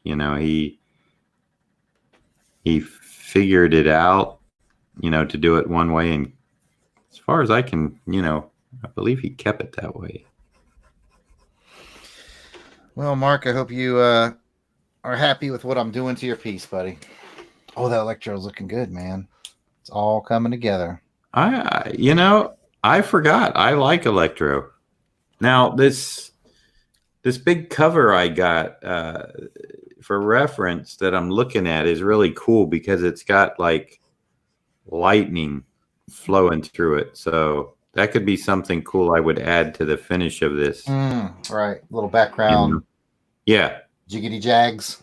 Yep. I'm sure that's the correct term. Yes, Jiggity Jag. Jiggity Right jags. nomenclature there. Would be correct, I do believe. All right, let's see what else we got there. Big Easy 77 says, "Been a while, boys. Good to see Big you guys Easy. again."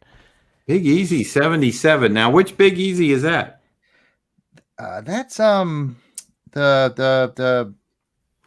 big brother to Courtney. Oh, okay. It's been a long time. I mean, he used to be like when we first started doing this together, John. He was like a regular. Yeah. I've missed him. Now is he the one that got the Aquaman from me? I don't remember. That we'll have to ask Big Easy, but it's great to hear from you again. So he already did hashtag needs more lines because he was with us back in the day. Oh yeah. And that was our motto, more lines.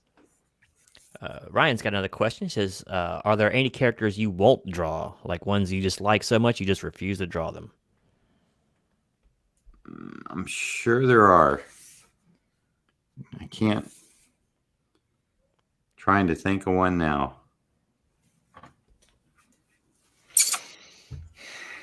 Jarrod will draw anything. I don't think I have any. I've refused some requests before, but it was because of the content, not because of the characters. Jared's hungry. He'll draw anything. Yep. Yeah, but up to a point. Like I said, there's some content things people have asked me. I've been like, no, I'm not the guy for that. If you pick up what I'm putting down, I do believe I'm a family artist, man. I refuse to draw the Punisher when I'm sitting right next to Mike Zeck at a convention. Hey, it's true. He's not even joking. I'm not. He's not joking. It's true. People have had cash money in their hands and a sketch cover, and I'm like, no, you need to get Mike, and I'll link it. They're like, oh no, I'm getting one from Mike too, but I want your interpretation, and I'm like, that's not going to happen here.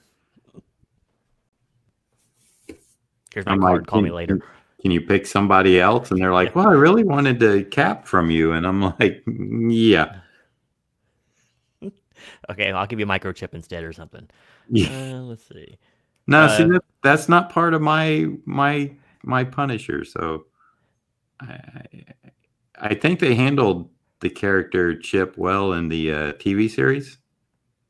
But it made him kind of hipster. I don't know. I like the older, overweight, glasses, bespectacled man. Yeah, but in the book, it didn't work. Not for me, at least. Did you ever read the Punisher Final Days story arc? No. Oh, Microchip gets a little punishment in that one. That was a really good one. I vaguely remember that now. Yeah, I think I read that. Yeah, that was probably the best storyline they ever did in Punisher. In fact, I think after our series, I really don't remember reading much Punisher because I didn't like the directions because suddenly the character's in everybody's book, right? Well, he was hot. Some. Yep. Believe me, and you're the new Wolverine. You show up in everybody's book. It was funny. It was for a while. It was Wolverine to all the 80s. Wolverine and Punisher were basically a guest star to boost sales up to 50% in any book. And then you get to the 90s, and it was Ghost Rider. You saw Ghost Rider and Venom everywhere. You know, Silver Sable got Venom in it. You know, it was so weird how they did that. Let's see. Have any of you guys ever drawn Green Goblin from Spider-Man? Yes, John has a couple times. I never quite felt like I nailed him, though. I bet he's tough to get right. I mean, because he has that maniacal grin on his face at all times, so you got to make him look evil at the same time. I don't know. Seems difficult. I don't think I've ever drawn a Green Goblin. Now I think about it. I can't think of one. Not saying it didn't happen. You would think he would be easier, but when it got down to it, I just feel like I missed, you know?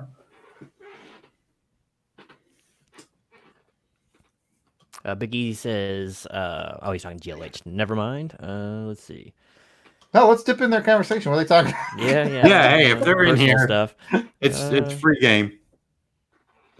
Okay, well, I'll get down to another comment of his. Is when I start up another Twitter, I'll hit you up. Miss everybody. Good to see John and Jarrod work. Thanks, Well, man. You've been missed. And GLH says, looks like the Max. I haven't seen that in a long time. Oh, the Max, yeah. Sam Keith, I think. Yep. Oh, wait. I can now go back to, let me try a few layouts. You're too big, David. Shrink, David, shrink! I'll do what I can. Just how I was born. How's that? Does that work? I feel perfectly comfortable up here in this Does corner. that work? I like the Why did I move my paper Does that- around? No, I don't like And then that. David, all right. I think this works best, but then we I just got David's big head. Yeah, I know. It gets bigger by the show, too, let me tell you. Now, David, you need to put both your hands up like you're holding up each of those boxes. Oh, never mind. He moved it. Oh, man, That I can't do don't those There you things. go. Like, Oh, I see. Okay. I'm already holding up the chat. What more do you want from me? he's up there, man. I guess this is the way we're just gonna have to go. Right? Right.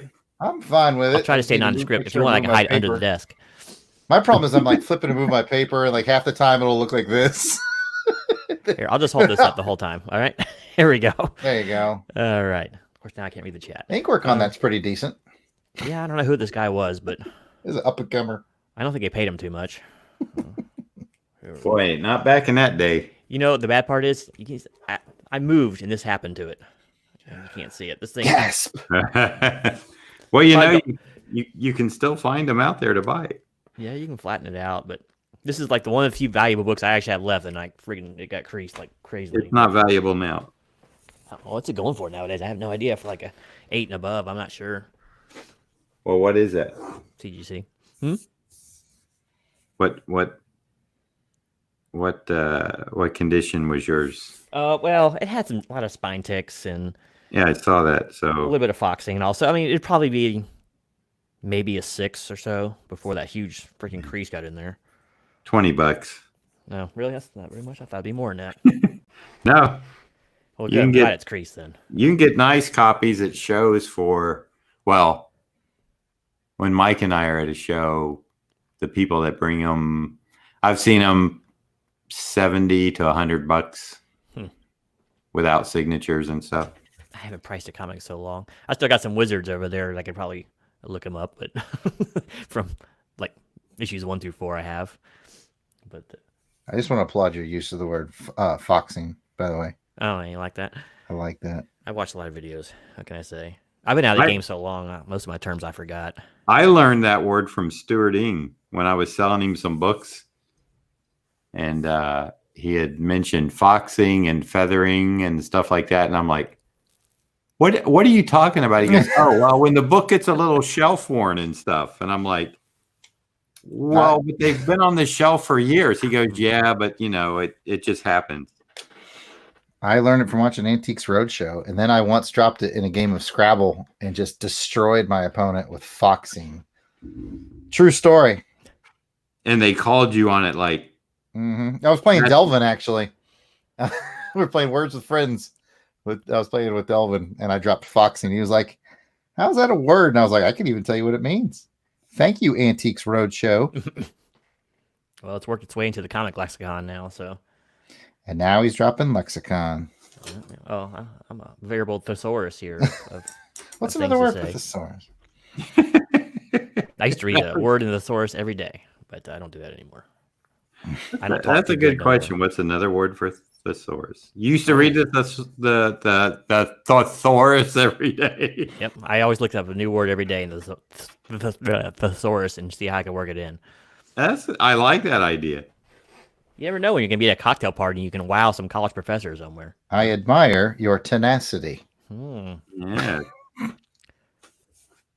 Or was it my pugnacious ineptitude at Let's just go with at the moxie. spoken language? Yeah, moxie. I got some chutzpah. I tried it out. Ryan O'Carr says, absolutely, I have the oversized Behold Galactus look. Burns was consistent.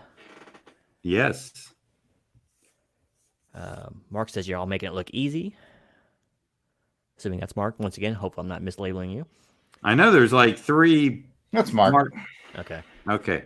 It's Mark Hatherley live from Sing It, John. Bermuda. It's the crazy kind of happy little happening place. You sing that really well. I just want you to know that. You know, I used to watch Letterman every night, so I would get to see Schaefer perform it. Big Easy 77 says he still has that Aquaman on his wall. Yeah. See, I told you he got Look it. at the memory on John Beatty. That's right. Mark said Wicked Hellboy, but that artist has passed from the stream. But we'll pass that on to him. Rhino Conch says, I love Garth Ennis's run on The Punisher. You know, I just recently read that. Someone sent me an AOK on the YouTube comics community, and he sent me 5 of like the omnibuses or whatever. And I was kind of impressed. I wasn't expecting a lot because it kind of, like John was saying, it got really wonky with The Punisher for a while. And but I was really surprised at the direction it took. Most of it was really left field stuff. I wasn't as big a fan of the art style, but Steve I Dillon? did like the stories. Yeah, I don't know. It didn't grip me like the way. Yeah, not artists. Punishment. All artists don't sing to all people. I mean, he had nice square angular features and all that. I don't know. Some of the stuff I wasn't crazy about, but I'll tell you, the Punisher is one of those characters that he's kind of, Zach set the bar high for artistic interpretation. And I did like how Dylan didn't make him too muscle bound or anything like that. That made sense. He was more of a lithe. How do you say that? Lithe figure. Lithe, maybe. Lithe. I used to turn wood on a lathe, but I did too. That's the bad part. I got some of it laying around here somewhere. But yeah, so I like that he drew him a little more subdued, which I kind of dug. It made more sense to the character, instead of being some big muscle bound guy. But like I said, everyone has an interpretation. But the stories itself were pretty amazing, I thought. GLH says Punisher's been through hell and back, and they never know what to do with him. It is different because he's taken a beating over the years, and he doesn't have any scars or anything. Well, there's not a lot you can do with the character. I mean, he's basically got one story. Truthfully. Steve Grant will tell you. I think he's always been my favorite because, like I said, he took care of the crimes that no one else bothered with. That's why I think I always liked him so much. He was the everyman's anti-hero. Spider-Man did that somewhat a little bit, but it was up to Frank to take care of the drug dealers and the pimps and all that Marvel didn't talk about that much, Well, but yes and no. I believe the Punisher, he had to have a stake in taking someone out. He just didn't go, well, I mean, maybe he did. But according to Steve Grant, the character was never meant to just be this guy that, went out and killed bad guys to kill them. He had to have skin in the game, as they call it. Woo, skin in the game. He's definitely more compelling when he has reasons. Yeah. That's for sure. I had big nothing. Bermuda. Let's see. Duchess asked Jarrod, how are you making out with that Spider-Man? Well, you tell me, Duchess. It's up there. I hope I'm doing you proud. Well, actually, I hope I'm doing Dr. Kaz proud since he's the client. But at the same time, I want to make you and Mark proud too. Mark says, very good work by all. Whew, I feel better already. Got him. There was a gnat. That gnat's been driving me crazy this whole stream. Well, my name is Gino, but let's see. I see what you did there. Yeah. You practice some of that thesaurus stuff. Yeah, I know. I had an online thesaurus now. I actually had a thesaurus chip implanted behind my retinas. So. There you go. I had the same thesaurus chip planted behind my your routine is right behind my well, it's short circuited. It doesn't work anymore. Back behind my saying thing. My larynx. Let's see. Big Easy 77 saying Spider and Electro looking crisp. I just now realized that we kind of had a theme going tonight now. Oh yeah, I did not even. Hey, this is kind of a Kaz Thursday. Oh wait, I better be careful. I'm in trouble. GLH says, I don't know why, but Electro always reminds me of Captain Cold. I see it. You know, yeah, because the mask is kind of Similar. Is it similar? Captain Cold usually wears goggles, but there's just something about their overall design that I see it. For some, when I heard you say that, I immediately said, "Yeah, I feel that." Is it the fur collar? It's the boots with the fur. The apple bottom jeans. Come on, I can hang. I know you can, and I'm very impressed. I don't want to get you in any trouble with YouTube. Apple bottom jeans, boots with the fur. If you're liking this, please give a thumbs up. If you're not, you could still give us a charity thumbs up. I could use it. If you hate it, That's right. Like a sarcastic thumbs up is fine. If it's a thumbs down, I know it's for Jarrod. So, oh man, see how I just roll into calling you Jarrod? It's so easy. Jarrod is hard. Just hit the mute button if you don't like what you hear. Hey, you gotta like what you see. I thought you were doing a half symbiote, half web Spider-Man. Ooh, he's transitioning. You never. No, I thought that's what they were doing there. But I see not. I have to read this in Big Easy 77's voice. I don't do a good Creole, but hold on a minute. Let me put it up on the board. There you go. I believe it's this one. Yep, that's the one. I don't have to say it anymore, do I? Yes, you do. All right, here we go. Tell the boys. That's not what your mother said, Trebek.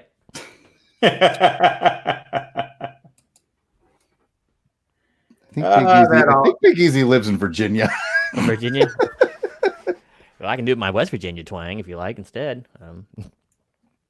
You do that just normally, right? Yeah, I hide it for the stream, though. Not bad. Well, shoot, fire. I'm from Central Florida. I got no accent.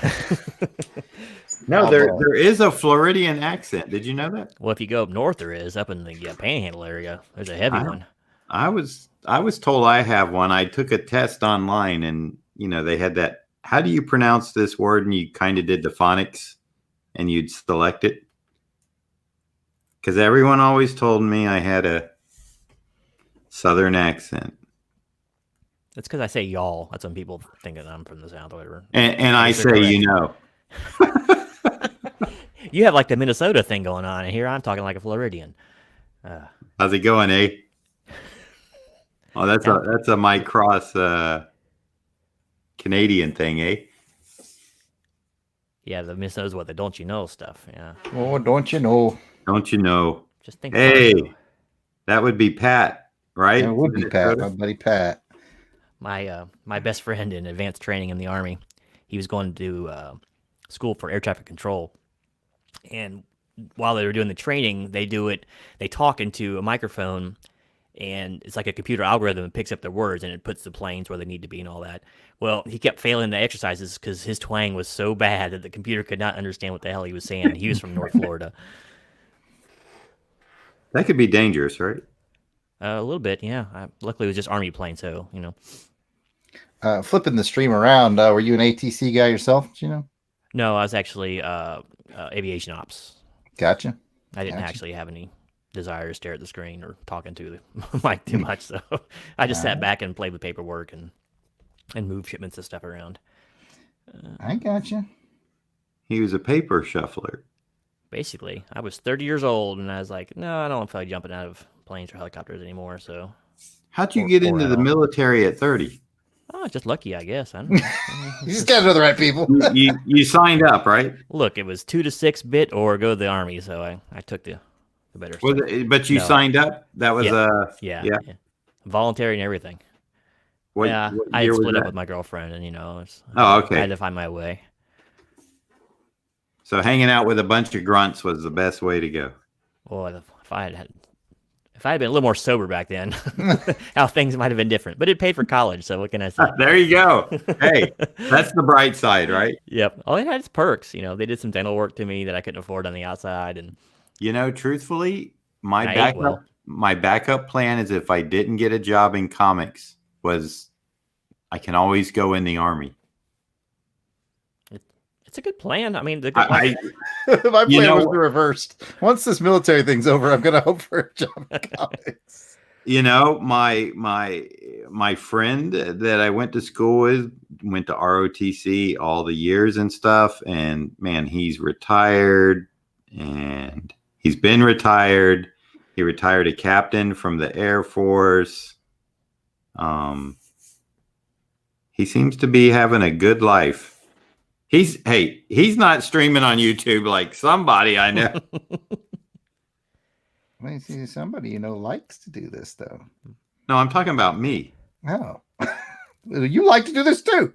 I do, but I mean, he doesn't have to do anything. Oh, right.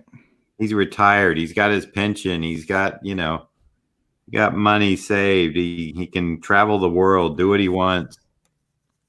Of course, I'm not big on travel, to tell the truth. I traveled plenty when I was younger. I don't want to do it anymore. But I mean, I got no. I mean, last year when we went to London, it was nice driving from the airport into the hotel and seeing all the old buildings and stuff. But I didn't have to go out and see Big Ben or the London Bridge or I was just like, let's do the show. Or as I tell Zach, because he got me watching the show, let's cook. What are you watching? Breaking Bad. Oh, I've not seen it. Oh, man. I hear good things. I'll tell you what, Mike Zach kept telling me it's the best show ever made. I hear good things. I don't know if I call it the best, but it's pretty good. It was good. They actually had a pretty good ending. I was pretty surprised. Most of those shows kind of flame out when it comes to the endings, and that one did pretty well, I think. And I haven't seen El Camino yet. Have you? Mm-mm. Nice cars, though. I like the El Rancheros better. But you know what? I had a 73 El Camino. They're good-looking cars. Put nice little Kragers on them and make it jet black and go. I actually had some. My dad sold tires, so I had some pimp wheels and tires on it. But yeah, I had a 73 El Camino, car, truck. I don't know. You call it, right?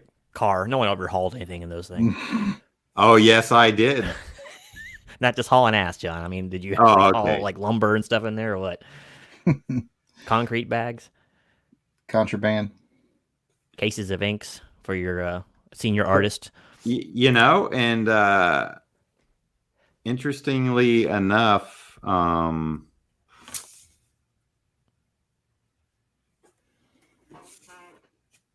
where was I going with that? I got into this little lightning bolt detail. Jarrod this morning. All right. Well, let me say hi to everybody. We got a couple of new people in, and we'll finish that thought here in a minute. So we got there. Hey, All Gold is in the house. Welcome, welcome. Good to see you. AG. Hello, AG. Greetings. Michael Lightfoot, dear Mr. Beatty, I've just discovered your wonderful work. I hope we will get some more of it on your website. It's a website of work in progress, and are all those photos on your stuff? No, that's a template. The first 3 covers are my inking. It's a work in progress. The photographs are just, when you get the Squarespace template, they kind of show you what you could imagine, and I haven't had time to really work on the website like I'd want to. I've been trying to get other stuff done. So that's something I need to get in a functional, semi-functional, even if it's just really basic. Because I actually, when I bought the Squarespace thing, it's got a store, so I don't have to pay separately for Big Cartel. So it's got a store attached, which I would like to be able to start using, but until I get the site semi-complete, no reason to put a store up there, because people will go there and go like, what are these photographs? Just as you did. But I do appreciate you mentioning that, and hopefully you subscribe to the channel because I'll be doing a lot more work here. Michael, Mr. Lightfoot, same guy, is from Brighton in the UK. He's up late penciling a comic book page himself. Oh, very cool. That must be 2 a.m. over there. Let's see, what time is it now? 9 o'clock? 5 hours ahead. Yeah, it's like 2 a.m. Well, you know, I used to do that. I used to be a night owl. Night out. I have another question that I should ask before, but before we do that, I have to depress everybody. Ron is in the chat now. I love Ron, actually. We all love Ron. So, yeah, I mean, you love him more than I do, and that's okay. Well, actually, no, I don't know that. Ron is a patron of the arts. He is. Him and Dr. Katz are very supportive of people that do art. True. Oh, he says he's at work right now. It's been busy. He's got us on Man, mute. he's still there. Wow. He has us on mute. He says, "Have a good evening, gang." Yeah, watching us on mute is not the worst way to go.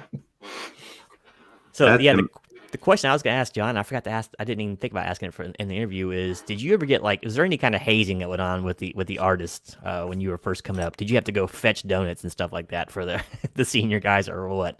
No. None of that, huh? No. None of that high school stuff.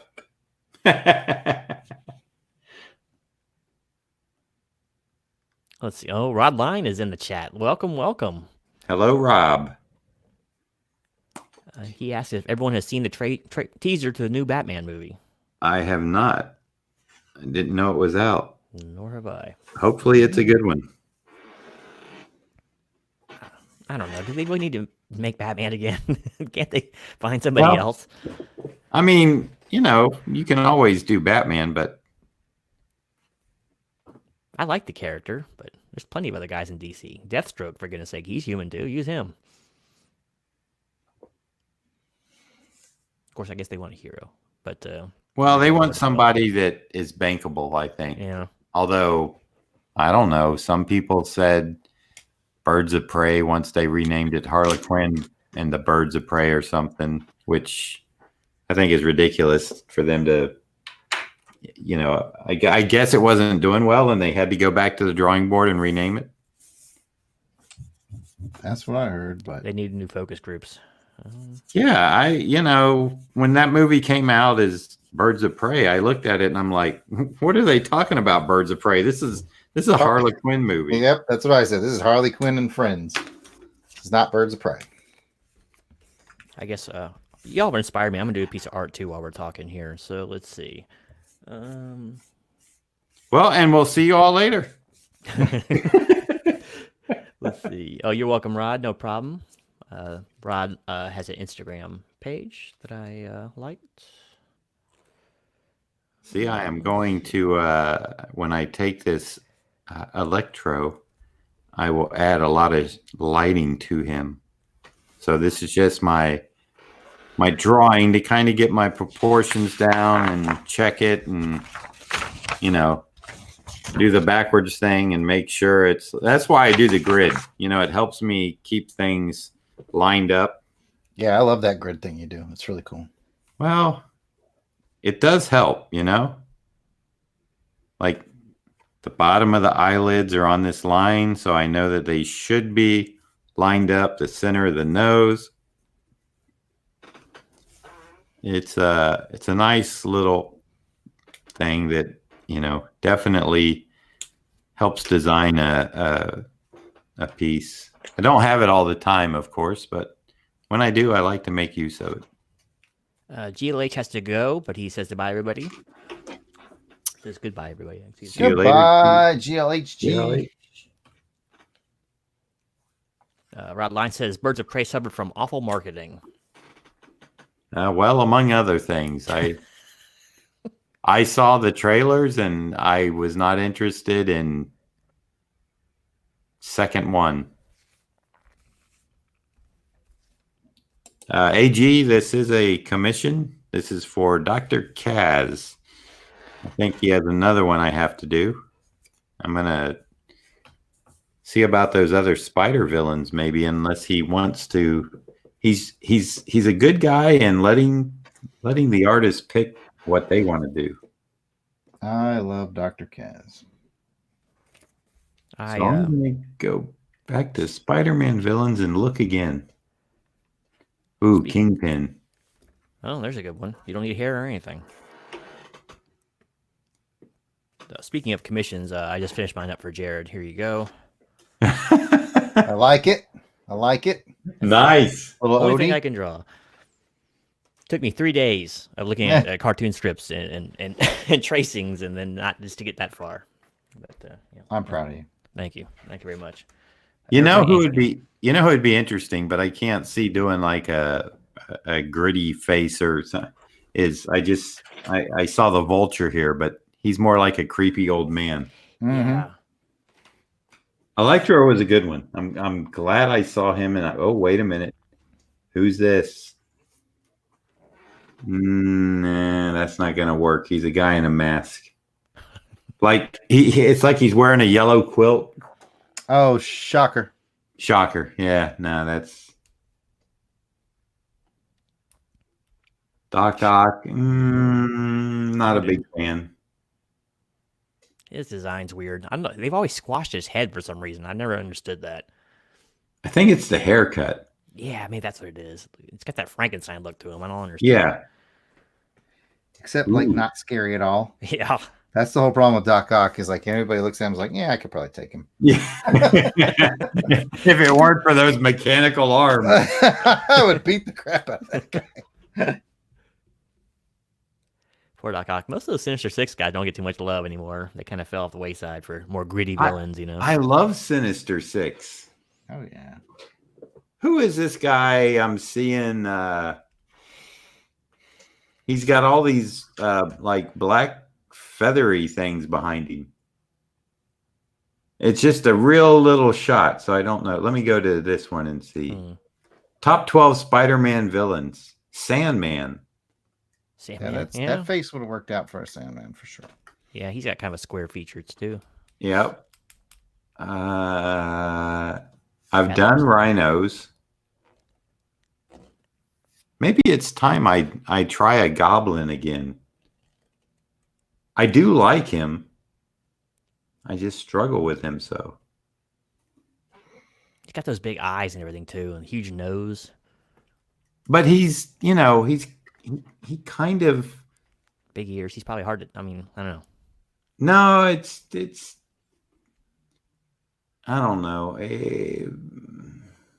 I have a love-hate with him. Other people can draw him. He looks great. Well, you could just do Hobgoblin instead. That's a possibility. Big Easy 77, have a good night as well. He looks like he's leaving. Later, Big Easy. Later, Big. All Gold says, how about Morbius? Yeah, he was a hey, that tie-in. That's right. If you want to do bad guys, you can do Tombstone. He had a pretty good arc I like there. Tombstone. I'm liking that Morbius. He's got a movie coming out soon, right? Yeah, he does. Apparently. Morbius Marvel, the living vampire. There we go.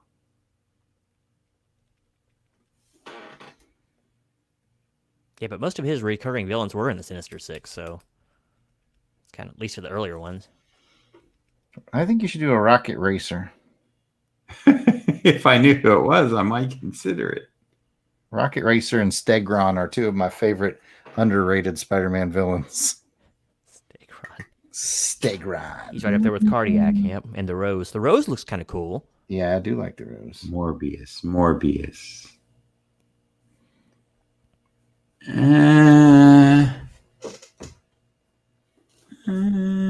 Kind of looks like he would be an evil guy in the group Kiss. Yeah, he's like another like, Ace Frehley or something. He looks like. Yeah, Ace gone bad or something. Didn't he have the power to like black out like all electrical lights too whenever he walked? Was that him? I can't remember. thought he had like a dampening field or something. You got me on that one. I don't know a ton about Morbius. I don't know either. I know that he's a living vampire. Mm-hmm. Right. And we have reached the end of Jarrod's knowledge on Morbius. Yes. Pretty much mine too. Well, if anyone in the chat can let us know, that'd be greatly appreciated. I remember from the Maximum Carnage storyline, that's mostly where I knew Morbius from. You know, I've never done a Carnage, but is he a villain? Oh, yeah. I believe he is. Huh? Oh, yeah. Yeah, he's a maniacal killer. Does he got the teeth too? Kind of like Mm-hmm. But he never has the big jaw. He's a little leaner than Venom. Right. I don't think he has a tongue either. No, but he's got those whip-de-doo things coming off him. Almost blade-like. His symbiote tendrils are almost sharp and blade-ish. Let's see. I think I have one of those up here somewhere. You have a sharp blade-ish tendril? It's amazing. Yeah, I know. Wait, hold on. I'll show it to you. Carnage. You doubted me, didn't you? Yep. Yeah. There it is. I think those are wire cutters. We call them strippers where I'm from. Thank you very much. Okay. I'm leaving it. Yeah. Ooh, okay. I'd have to leave my position to go find it, but I did a comic cover of the week and it had Carnage and Venom on it a couple weeks ago. Kind of interesting. I could see doing a Carnage.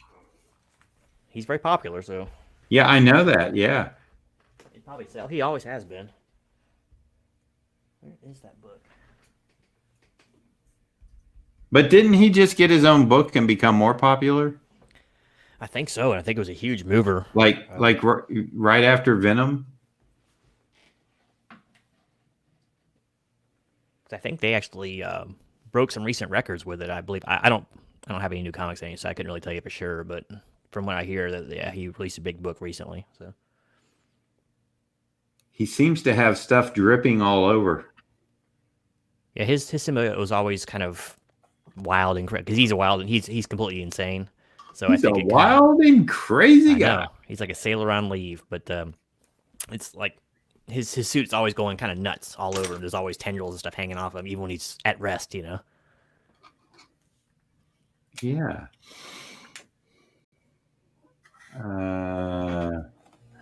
Dr. Kaz is putting dibs on your drafts there. He likes the Electro, and he says Carnage is cool. Dr. Kaz, remind me, and I will try to put the layouts in. I'll be right back. Carnage is cool. Okay, thanks, Doc. We will go with a Carnage. Oh, does he have this little circular thing on his head too that I'm seeing? Yeah, that rings a bell. Well, wait a minute. Or is that Absolute Carnage? See, I'm seeing Absolute Carnage, Maximum Carnage, Carnage. Carnage. Yeah. See, so it's kind of. Ooh, now this Absolute Carnage, this looks like the Red Goblin. I think. Does he have like a alien type head, like a big pointy thing? I don't think so. I don't remember that. So I think that's the Red Goblin.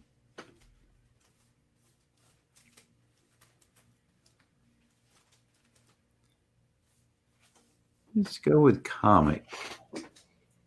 Comic for the win in the reference. And let's see. I got to get familiar with this character.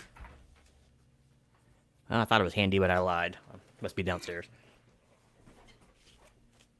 Okay, so we're going to do a Carnage because Dr. Kaz gave the thumbs up to Carnage. But I don't think we want to, I don't know. Carnage born. Carnage. Boy, they really get, ooh, there's a good profile shot. He's got these big claw things, or I don't know. It's kind of confusing. There's so many different, like, almost variations. Yeah, see, the thing about it, too, is his suit can take shape. He can make, like, blades and stuff, so Oh, okay. that's why you might see him with claws sometimes and sometimes not. So it's he can make axes and everything out of his suit. So I can kind of freestyle on him. I'd say so. There's a little tongue on him there in this one shot. I think some of the newer versions of him threw a tongue on, but I don't think he had it originally back in the Bacon No, and Larson days. I don't really care for the tongue that much. I think I would save that always for Venom. Huh. Michael Lightfoot says, "Thanks for answering my question, Mr. Beatty. It's been good to watch you and yard sale working. I best get to bed now, and best wishes to you all." Good night. Thank you, sir. Michael. Appreciate you dropping in. Don't like that. I need something that's clear. Yeah, but If Cletus I wanted- Cassidy, he's an interesting character. Do you know how he got his start and all that as Carnage? Who? Carnage himself, but Cletus Cassidy, that's the guy underneath the suit. I don't know. I had that issue, bought it at my local comic shop. I was like, what? It was pretty crazy back then. It was basically he shared a jail cell with Eddie Brock, and Eddie Brock's symbiote laid an egg in the cell, and it attached to Cassidy. Cassidy was a serial killer. He's completely insane. And so the egg hatched and bonded with Cassidy, and thus Carnage was born.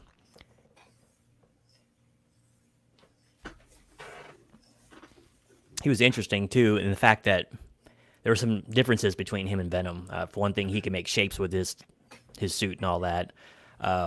It seemed to bond on a deeper molecular level than Eddie Brock's symbiote did. Like, it actually got into his bloodstream, so he could reform it even when the suit was completely destroyed. And he was stronger than Venom and Spider-Man combined. They had all kinds of weird stuff going on with him.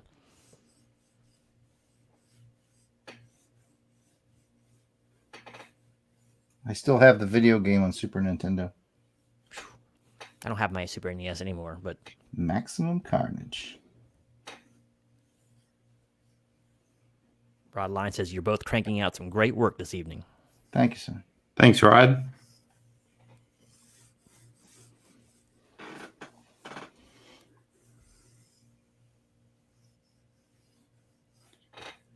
It was another interesting thing, too. I'm sorry, I'm just filling some space here. With Venom, one of the reasons he's so big and bulky is because Eddie Brock was like an Olympic weightlifter, too. Right, yeah.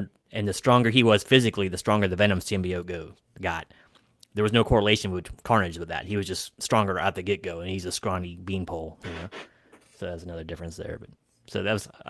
because it was always funny how big Venom really looked, and he was just enormous, man. He'd be drawn bigger than Juggernaut, and it's like, well, he's a human being still underneath. I'm not sure how he got so big.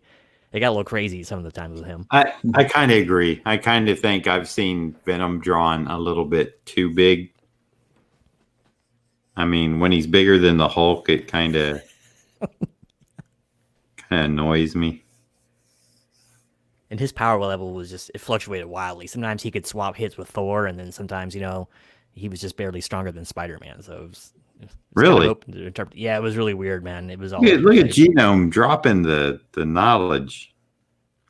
It was pretty good with Marvel back then. I read about every damn book there was. So Yeah, that was my heyday, too.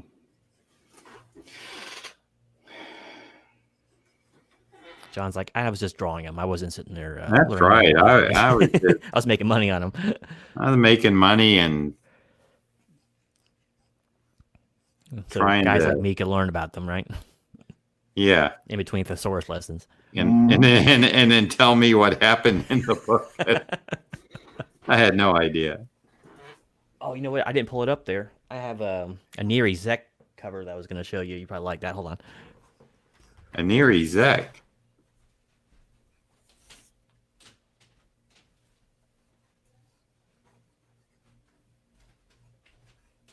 Aniri Zek? Zek Ink Neri? On Cap? I need to look to see who did the inks in here. I didn't know if it was you or not. Let's see. What issue was it? 300. I think it's before. I think I started back with 321 Let's see. I'm looking for the. or somewhere around there. Oh, this is be one of the books where they don't list it, isn't it? Let's see. Oh wait, I think I said. Nope.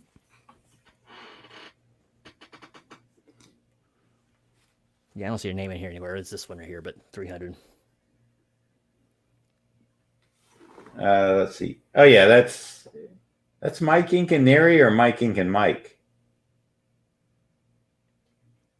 Oh, that's Paul Neri Ink and that's Paul Neri Ink and Mike Zach.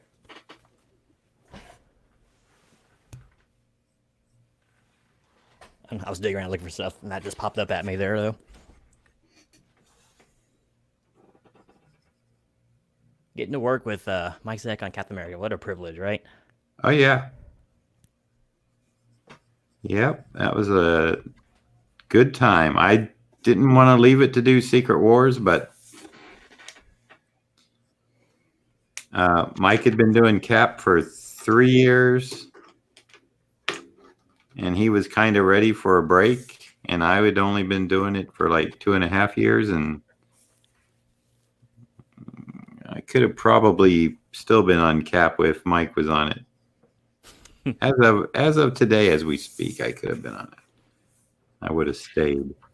Of course, that would never happen, but Yeah, I mean, you don't really see artists on books for 100 issues anymore. Like, yeah, I know.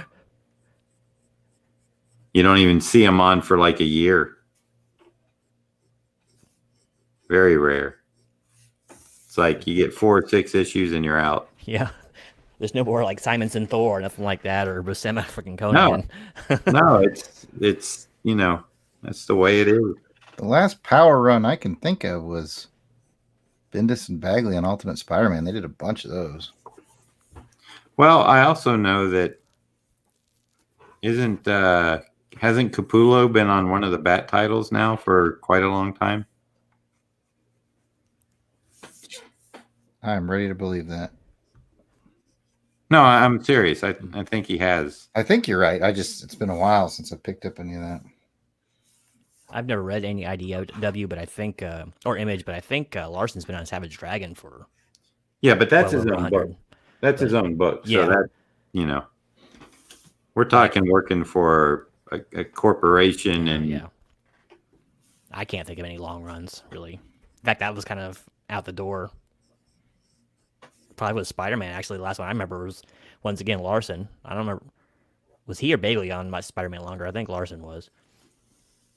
Do you have that, was it a 3-part or 2-part that I inked over Larson? Which book? I don't know. It was one of the Spider-Man books. It was fun. I really liked inking Eric. Let's see, he did Amazing Spider-Man, as I recall. I don't know. I think it was a 2-part because I remember seeing the covers at some conventions. Or maybe it was a 3-part, but I only inked 2. He did one with the Avant-Garde. Was that you? I don't know. Okay. Again, I'd have to probably see the cover. I'm trying to think of the arcs. I don't have them up here with me. Like I said, I have very few of my comics left over anymore after the flooding incident I had. But I had the same problem. I don't have any of my comics anymore. Yeah, I don't. It's a shame. Not that they're worth anything anymore. They were. I paid way more for them back in the 90s and 80s than they're worth now, probably. But I mean, I just got rid of the ones I worked on too. I always thought I would keep one of everything I worked on, but that didn't work out. It was. I actually did a video on this. I went into. It was kind of depressing because I kind of stopped collecting around 92 or 3, and I was completely out of the game. And I had some bar or something with my dad back in like 2005, and I walked out of the joint and just happened to look like 2 doors down. There was a comic shop there. I'm like, oh, let's go walk in there. It's been a long time, so I walked in there and I'm looking through the back issues and stuff, and I pulled out Punisher War Journal number 6 and 7. Right, that's the and they were your books. Oh, they probably were, but this is the Punisher versus Wolverine fights. Actually, I couldn't afford these books back when they were hot. They were like $2.50. I went up and I thought, I'm robbing this guy blind. So I go up to the register and he's checking me out. Says, I remember these. These are pretty good books. I went home and looked them up. Yeah, that's what they're worth, almost cover price. But those were like $25 books back in the 90s, early 90s. So that everything was hot in the 90s, brother. It was, man. It was a wide open You ball can game. retire and put your kids through school on. That's right. I remember some of the predatory practices too. Some of the LCSs did, but it was, depending on who's doing the cover work, it was $10 the next month. It was completely insane. Let's see. Rod Line says, "Hey John, does it dawn on you, like hit you, where you have such an impact on a part of pop culture?"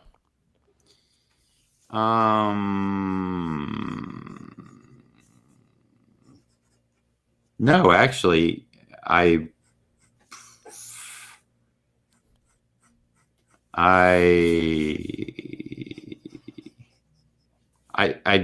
it hasn't, I mean, it's weird, I don't really think about it, it's like even when I'm at a show, it's like people come up and they talk about what Secret Wars and the Punisher and everything meant to them, and I'm just like, thank you, and I mean, I'm gracious that, and you really can't handpick stuff that is gonna stick around for so long and mean so much to people. It's just really the luck of the draw. So, I'm just really grateful that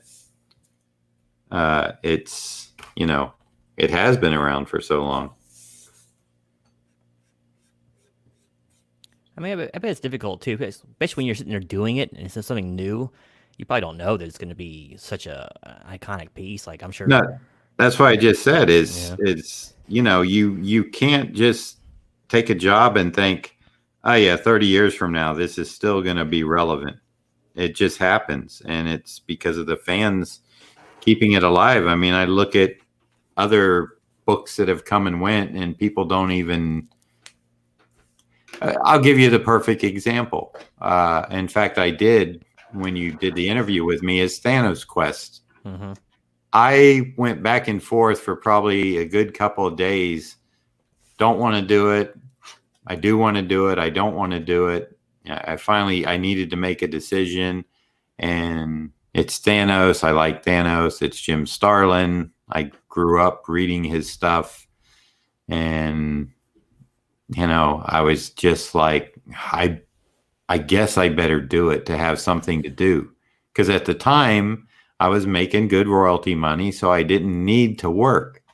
But, luckily I said yes. And I didn't, there was no talk about a movie being made at that time on this or anything.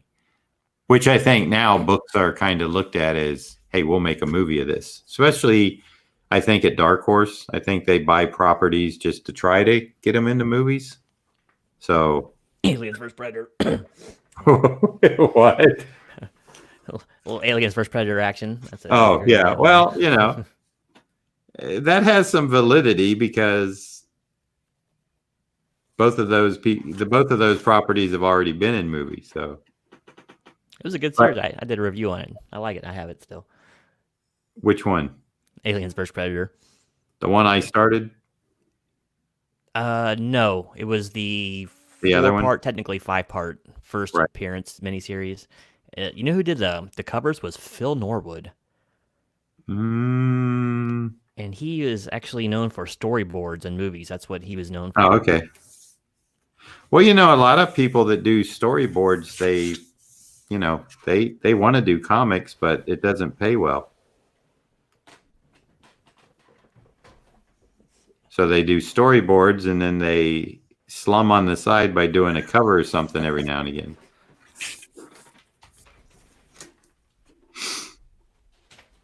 Now, I don't know if that's Phil's story. I don't know Phil, but I know a lot of graphic designers that are failed or, never, they're big comics fans. Doing comic books is hard work. Boy, I thought I'd get an amen out of Jarrod for that. Amen. Like,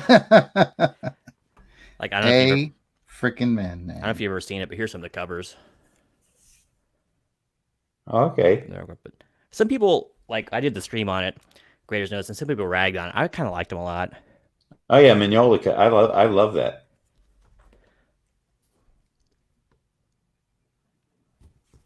Yeah, but that was what he was known for. So, these got the water damage. You can see this is the ones I was talking about that got wet. Yeah. Uh-huh. Like those, like 90% of my collection got wet. But yeah, fun little run. But I Oh. might have your Predator book somewhere. I can't remember where it is though. If it's Brian, the alive. only I have the just my. I'm going to trace this onto the board for the electro and add lighting. Not lightning. I have lightning on it, but lighting on the face, some shadows and stuff. And have a black background and have some white lightning coming through here. Pop it out. So that's that, since you wanted to see it. Here, I'll give you a quick full shot. And I'm currently working on a Carnage. Rod Line said, artists need longer runs. It develops and makes a strong mark in a character's history. Well, they used to, Ryan. That's back when I got in the 80s, when the company hired you to get on a comic, it was kind of a unwritten rule. I don't want to say law, but it was kind of unwritten that they wanted you to stay on a book for a year or two because they didn't have to, find anybody at the 11th hour or look for somebody to fill in. Once they got a writer, penciler, and inker established, as long as everything was running smooth and on time, they loved it. It really was back then more about the full reader experience and not so much gimmicks, if I may be so bold. I guess I can. I just did. But I mean, comics are fine now, but they are gimmicky. Back then it was just, hey, let's do comics. Let's.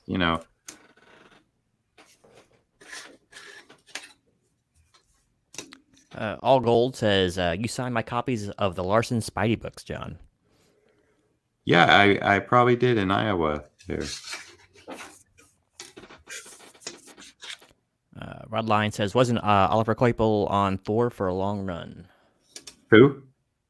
Oliver Coipel? I'm probably pronouncing it. No, I know who. I have no idea. I haven't followed a book in quite a while.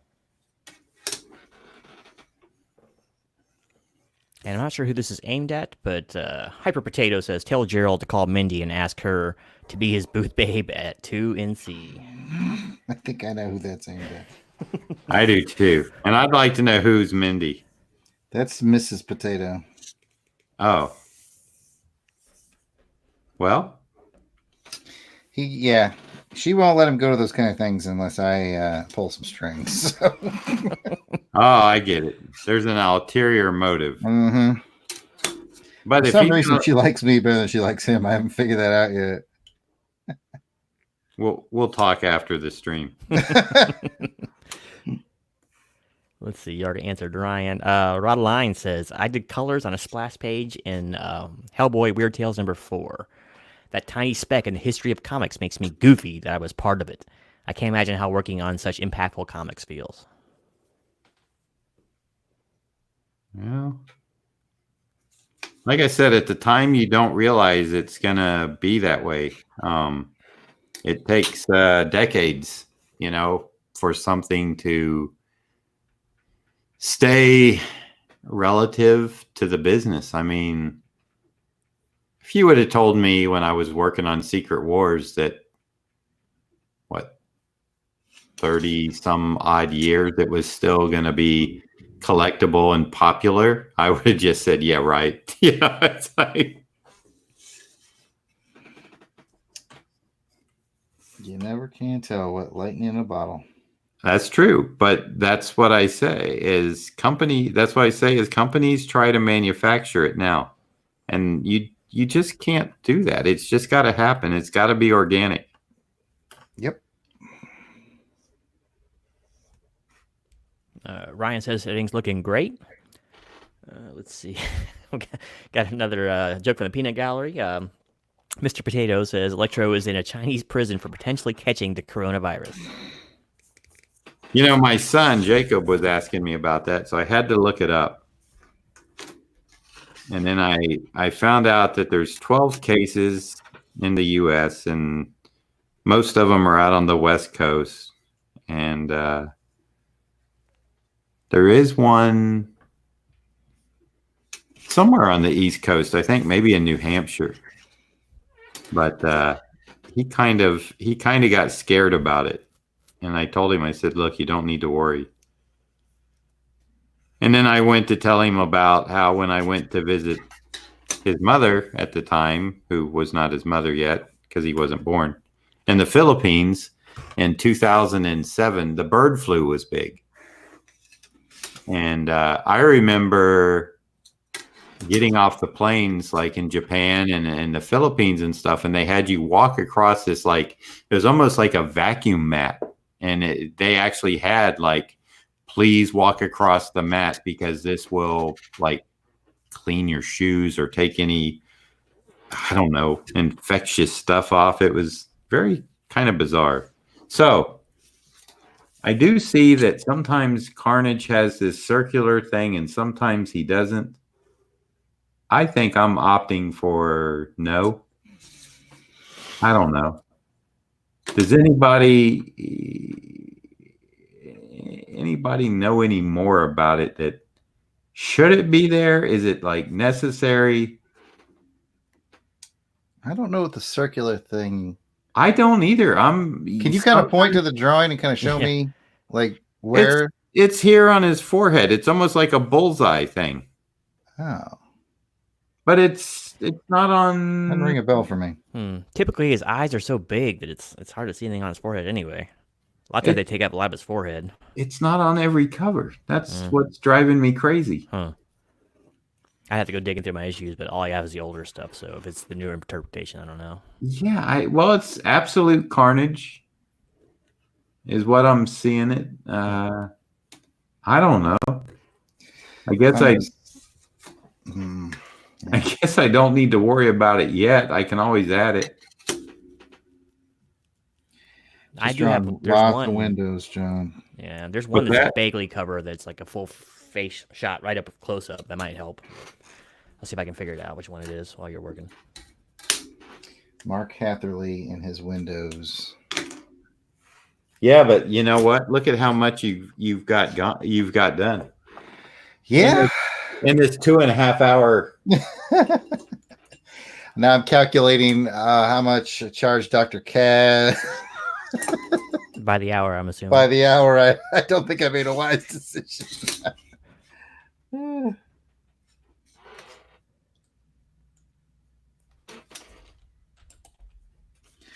Windows. Lloyd says Kurt Swan on Action. Yes, I did ink him. It was like a Sunday strip when they did Action Comics Weekly.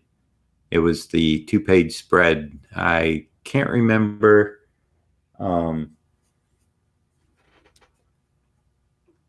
Can't remember how many I did, but it was quite a few, and it was fun.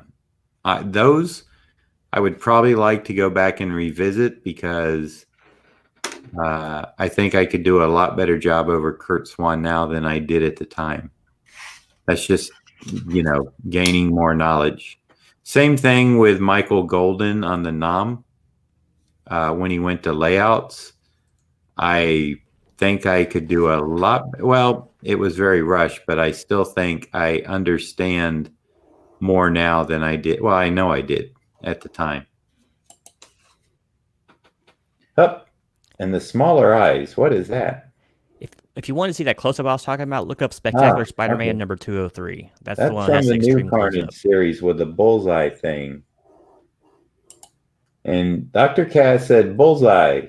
Yes, go for it. I don't know if he means the bullseye on the head or bullseye the character.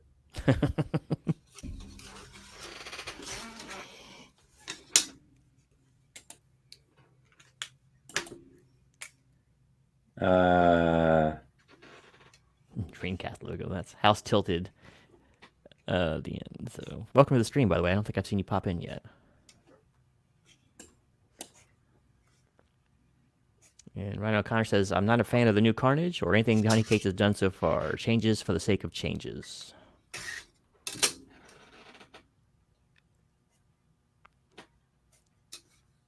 The Dreamcast logo. Hello, Tilted or House Tilted. However, that's House till the end. House till the end. Now I got it. yeah, House till the end. Okay. I had to look at it a couple times. I kept wanting to say tilt myself. All back to the Carney thing. Oh, the Dreamcast logo. I get it. Yeah, it's a big swirly kind of. Gotcha. Well, I'll leave it off for just a brief. I can always add it.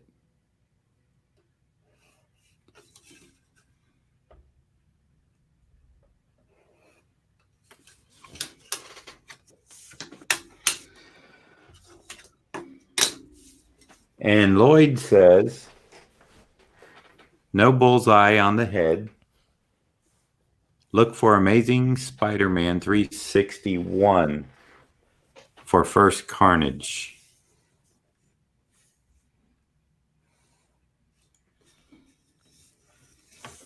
Okay, so I don't know. I'm just going to draw some shapes. These tendrils will work their way into the blacks and stuff as I tighten this up on the finish and go to inks. But for right now, it's easier for me to do it this way. And this might be black anyway, so just trying to figure out my shapes. Jarrod loves when I talk technical like that. I'm very excited, actually. Speaking of Jarrod, we have a question for him. Go ahead. Rod Line asked, do you have a website or Instagram? I have it all. I am at Yard Sale Artist, like you see on the screen on Instagram, Facebook, and Twitter. And then my website is theyardsaleartist.com. THE yardsaleartist.com. Thank you for asking, sir. I hope you find something you like. If you don't, just, keep it to yourself. If you don't, maybe he should contact you and get something he likes. Heck yeah. I had to help him with his follow-up there, see. Every time I try to help you with your follow-up, I do it wrong. I don't even take a percentage. That's not true. You charged me. Oh, I'm sorry. We said non-disclosure. See, I think Dr. Kaz is getting sick of looking at me. He says, double screen with commenting, please. Dang, Dr. Kaz. Are you sure not? Are you my wife with a different handle? Yeah. We tried that, Dr. Kaz. It does not work. Yeah, we have our tech people looking into it. We're trying to get rid of David as quick as we can. Wait a minute. Let me try this. See, it goes to 3. They don't have where I could just put David wait a minute. Do they? No, that's kick from we don't need to do that. See, anything I click. If you right click on my portrait, is there a hide option on there somewhere? I can remove you. Oh, well. Let's not rule anything out. If I turn my camera off. Here, I'll do this. Hold on. There we go. That doesn't work. You're still there. Here, I'll just hold this up for the next hour or so. Yeah, we were talking about the double streaming, the double window and just David being able to chat, ask questions so we can concentrate on the work. But yeah, it's been StreamYard for a while. StreamYard needs to put that in where there can be let's call it a narrator, for lack of a better term. That's a good term. I like that. Or host. Especially since you pay for it. Yeah, I know. I could go put a mask on. I think I have my riding ski mask. I can put that on. He's got that at the ready. That's weird. It's in the other room for game streaming sometimes. Plus, it's cold up here. I got to wear it when it's 30 degrees. I'm Look, still man, on if the you hog. want to rob banks, rob banks. Just don't make up stories. If I could rob banks, I have something better to do in my evenings right now than this. That's what every bank robber says when they're in that casing period.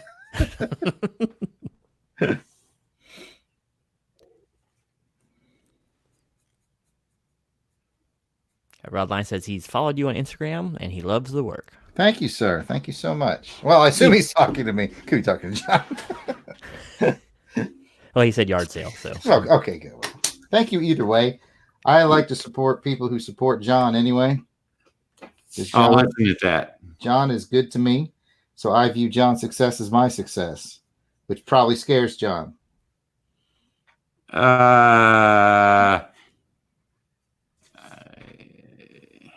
Hey, you get successful, your channel grows, I'm a regular guest here, everybody wins. I was talking about maybe doing an inking class earlier today. Ooh, I know a guy who's really good at instructional design. It's me. Who? It's me. Instructional design? How to design classes and all that stuff. Why would I need that? It's the people who don't know why they need it who need it the most. Well, that's why I'm asking. You want your class to be involved, and you want it to be retained, skill retention being probably the number one thing. So how you design your class is important. And that's why I have the professionals at Teachable. Okay. I don't know what that is, but I'm willing to accept it. It's a teaching platform where you can either have it's behind a paywall. I don't know. I've thought about Patreon for like a inking class. Interesting. But I don't see much success in Patreon. It's a weird place, my friend. I know it is. I can't figure it out for the life of me. I mean, we just have the one for the podcast that I do. I don't have a personal one, but no, but I've looked at other people. Yeah. I've subscribed to other people's for a month or two, and they don't do what they say they're going to do. So then I just pull my subscription because I'm like, oh, see, I can't abide by that.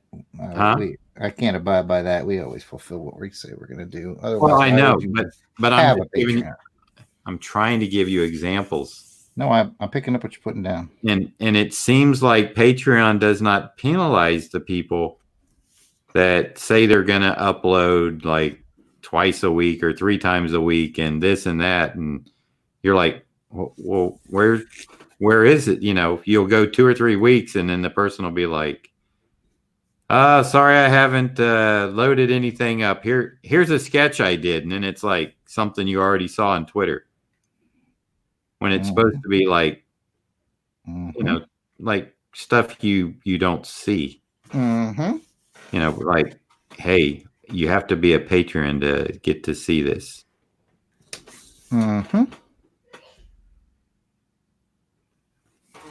Dr. Kaz suggests I wear some sunglasses, so this one's for you, sir. Dr. Kaz. Dr. Kaz came in swinging tonight, man. He did. Oh, I do like those sunglasses, though. Where did you get those? Wish.com. Man, Jacob would love that. That's Dealwithit.org. That's like a 8-bit pair of glasses, isn't it? Yeah. It's the meme glasses. I can also add some headwear here. I'll really disguise myself now. There. I have no idea what's happening now. Hey, that's that character you drew that Mike Cross knew. No, I actually know who that character is. That scares me. Best cartoon on television. The only good cartoon on television. That's a great cartoon. That one's for adults, and they don't even know it. And you know, I can't remember the name of it now, but hold on. I don't know the name of that character, I don't think, but he's the main character, right? It's Perry. Yeah, but that's not the name of the show, right? Oh, no. It's Phineas and Ferb is the name of the show. Oh, I was I know you were going to say that. No, I was gonna guess. Well, what's Ruined your his guess? whole night now. We'll let you know if it's right. That is a Disney show, right? I think it's on the Disney Channel. I Yeah, know you better take that hat off. I yeah. know it's a Disney. No. I know I'm it's in no way related to John Beatty's channel. I know it's a Disney cartoon because I've actually inked that character for Disney. Yeah, you have. That was like way back when you and I first started hanging out. I vector inked it. I remember that. Yeah, you were getting Disney work a little bit here and there when we first started hanging out. You didn't do that anymore? Well, Disney is on a what they call a freelance freeze, meaning they're making all their employees do the work instead of being able to like ship it out to us freelancers. I see. And they've been on a freeze for like 2 years now or more. There was one, I think it was 2015, 2016. Oh, Disney was loving me. I was loving Disney. I would go in. It was back in the good days where I would go turn in a job or two and I would leave with 3 or 4 more and somebody would say, I don't have it ready yet, but can I call you in a couple of weeks? And I had, yeah, or I'll be in. I remember that. I remember like you did like Disney characters as Star Wars characters or something that was really unique. Yes. Well, I didn't draw them. I inked them in Adobe Illustrator so they could scale. And that was a nice, fun job. I still have the nice, clean vector files. The only thing they could not decide upon is Goofy was going to be the Darth Vader character, and they had him in a pair of boxer shorts, and they had the little Mickey Mouse silhouette heads on the boxer shorts. Mm-hmm. And the big holdup why I couldn't finish the figures, I had them all outlined, and I hadn't put the weights on them or anything, but they were dead weighted. And then you can go back in, and if you know anything about Illustrator, you can add line weights. Lucasfilm could not decide, and by the time I can't remember if they ever decided or not, but they just wanted me to go ahead and do the line weights and stuff without, and they would do it later. And by the time they got back to me, I think it was a Wednesday, and they needed it over the weekend, and that weekend I was going to a convention, and I just told them, I said, look, I have them all done in dead weight. I said, I'm leaving Thursday, tomorrow. I said, there's nothing I can do. And so basically they said, well, we need to get it done. We'll have someone here do it. Can you send us the files that you have, and we'll pay you for half of the work? And I was like, yeah, sure. So, but it was almost 100 different characters. It's a fun job. Mickey was like Luke and I was going to say Luke and Laura. Yeah. Good old good old soap opera. And Luke and now that I did that little, I forgot her name. Leia, yeah. We said it at the same time. When you do that, you start joking about something and you really forget. Yep. I had one of those. You may not know that yet, Jarrod, but you might. It takes a pretty concerted effort to forget Leia's name now. Well, I'm not the biggest Star Wars fan. In fact, I've never seen all of them. I've never seen the original 3. I'm missing one. I saw the first one when it first came out, I actually saw the comic book first, which I think a lot of people did because the comic book came out before the movie. And then I saw the one where the Wookiees were on the whatever they were riding through the forest. Those like motorcycle looking deals. On Endor, yep. And whatever that one was, I saw that in the first one, and so I'm missing whatever the other one was. You missed the best one. The best Empire one. Strikes Yeah. Back. Was that the last one in the original 3? Second That was the one. second. Second one?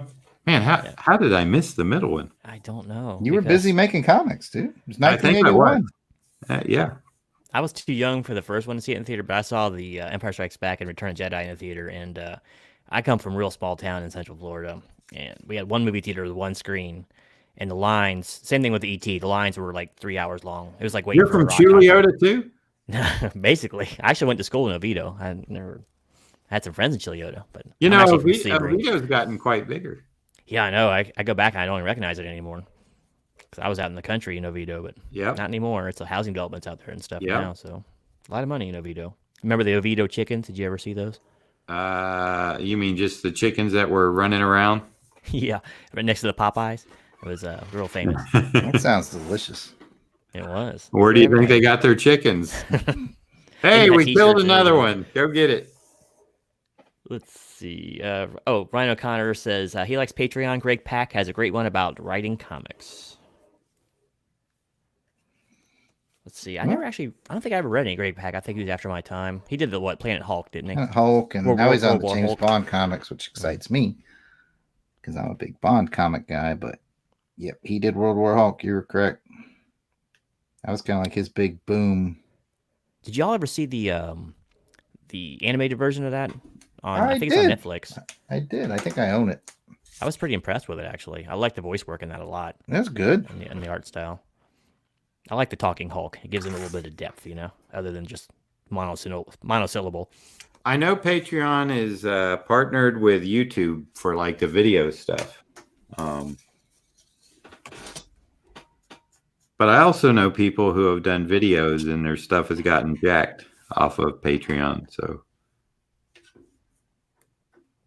yes, Rod Line says there are YouTube artists pulling serious bank on Patreon. He says, yeah, but I don't know anybody like, I don't know anyone by name or that I would know in the business who has a Patreon that's doing squat. I mean, if you get some guy that you've never heard of from like a third world country or something, I see them pulling in like $8,000 or $9,000, $10,000 a month on Patreon. I'm like, what's up with this? You get a name artist on there and they get like 6 followers for $1, Let's see. Hal says Genome was at I'm assuming that's hard copy of Return. Yep. Actually, it has a really cool, for those who get past the dust cover, there's actually a little bit of embossment on this version there. Got a nice little Punisher skull there.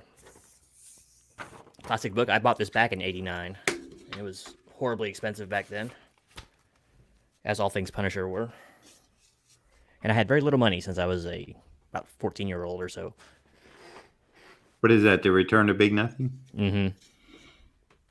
You should have just waited. Yeah, if I'd only known. Well, you know how they spec'd us so bad. They saw us coming a mile away, man. Everything was a must-buy, I just discovered that Genome and I are almost the exact same age. Back then, you didn't know that there was going to be a soft cover. No. I mean, that book went out of print, and instead of going into print, they still... Wasn't it a while before they even went to a softcover reprint of it? I think it was even after I quit collecting they did that, and then they didn't release the miniseries either. I don't think again until after I had been out. Well, I'm not sure about that, but you might be a little more up to speed on it, or maybe I missed it. I don't know, but it was something. We did a video on X-Force #1 and the stupid polybag card tricks they were pulling, and it was so disgusting that some of the LCSs were like pulling the Cable and the Shatterstar. That was the two most popular characters at the time. They were pulling those issues out and then charging $10 like for them just because people want them so bad. But they had tons of the X-Force group card and stuff back there. You know, that's the kind of crap they were pulling back then. But you had to have every single one. You know. Let's see. Rodline says, I freelanced t-shirts for the Disney store. They went all in-house eventually, and I was sad, very sad. Who were you? Were you working for DDG, Rod?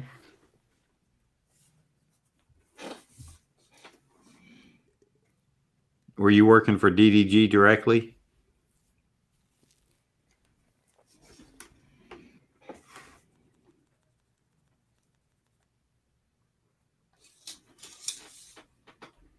Because that's who does all their merchandise is Disney Design Group. And they're out in the Kissimmee area. Ah, Kissimmee. Poor man's iDrive. Gotta love it out there. That's my old stomping grounds, is all this Orlando area and all that. Let's see. As soon as he answers, I'll let you know. Let's see. House was saying that... I think it got deleted. Where was it at? Laura, that's Commander Riker's wife. That was Rod Line saying. I know he got his start in the soap operas. Jonathan Frakes did. But I didn't. Was his wife on General Hospital or something too, like you were saying earlier? Me? Well, people in the chat. Oh, okay. Poor Riker. I'm actually reviewing every Star Trek Next Generation show on my channel right now, so that's taking a while.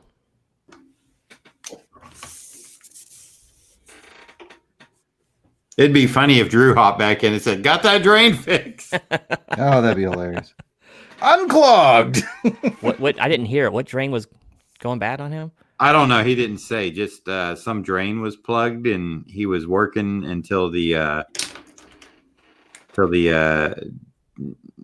Drano or whatever had set long enough, and then it still didn't go down. Drano's useless. Every man needs a plumbing snake at the house. I told you. Call me Plumbing Snake. I thought you were dead. I love that you get me. Well, guess who's back? Ron is back, ladies and gentlemen. Holy heck, y'all are still going strong. Guess who's back? Ron is back. And Rod was saying, I guess he didn't work for the company you mentioned there, John. Did or didn't? He was not down He with says DDG. no. Unless I'm well, misinterpreting. there were a couple of companies that they hired out to do that stuff. In the Rod, are you in the Central Florida area, or were you at the time when you were doing that?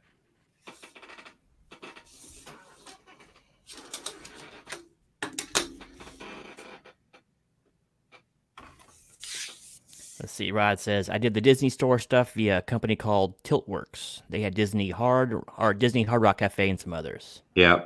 There's a lot of companies around that they do Universal, Disney, and Hard Rock T-shirt type stuff, other merchandise.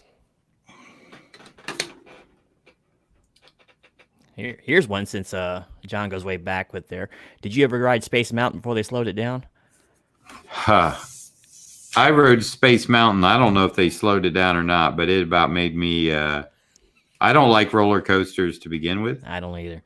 And I let my friend Pig talk me into it because he said, "Oh, come on, it's for kids. We're in a kid theme park. It's nothing." And so I took his word for it, and I had a white knuckle ride the whole time, and he's lucky he's still alive to this day. I think I was on there close to the last year that was going still full speed, and I was petrified as a little youngster. That was awful. I was a grown adult, but but I don't care if you don't like roller coasters. See, I don't mind the movement too much. I'm not big on heights, so I think that's what bothers me the most. So I don't get I'll any tell you what, enjoyment out of that first drop was, you know, was no fun. I used to be a house painter. They used to tease the hell out of me. I'd be up there like painting fascia or something on a 2-story or a 3-story house. And one hand would be just holding on to dear life on the edge of that roof, and I was always pretty slow at that stuff.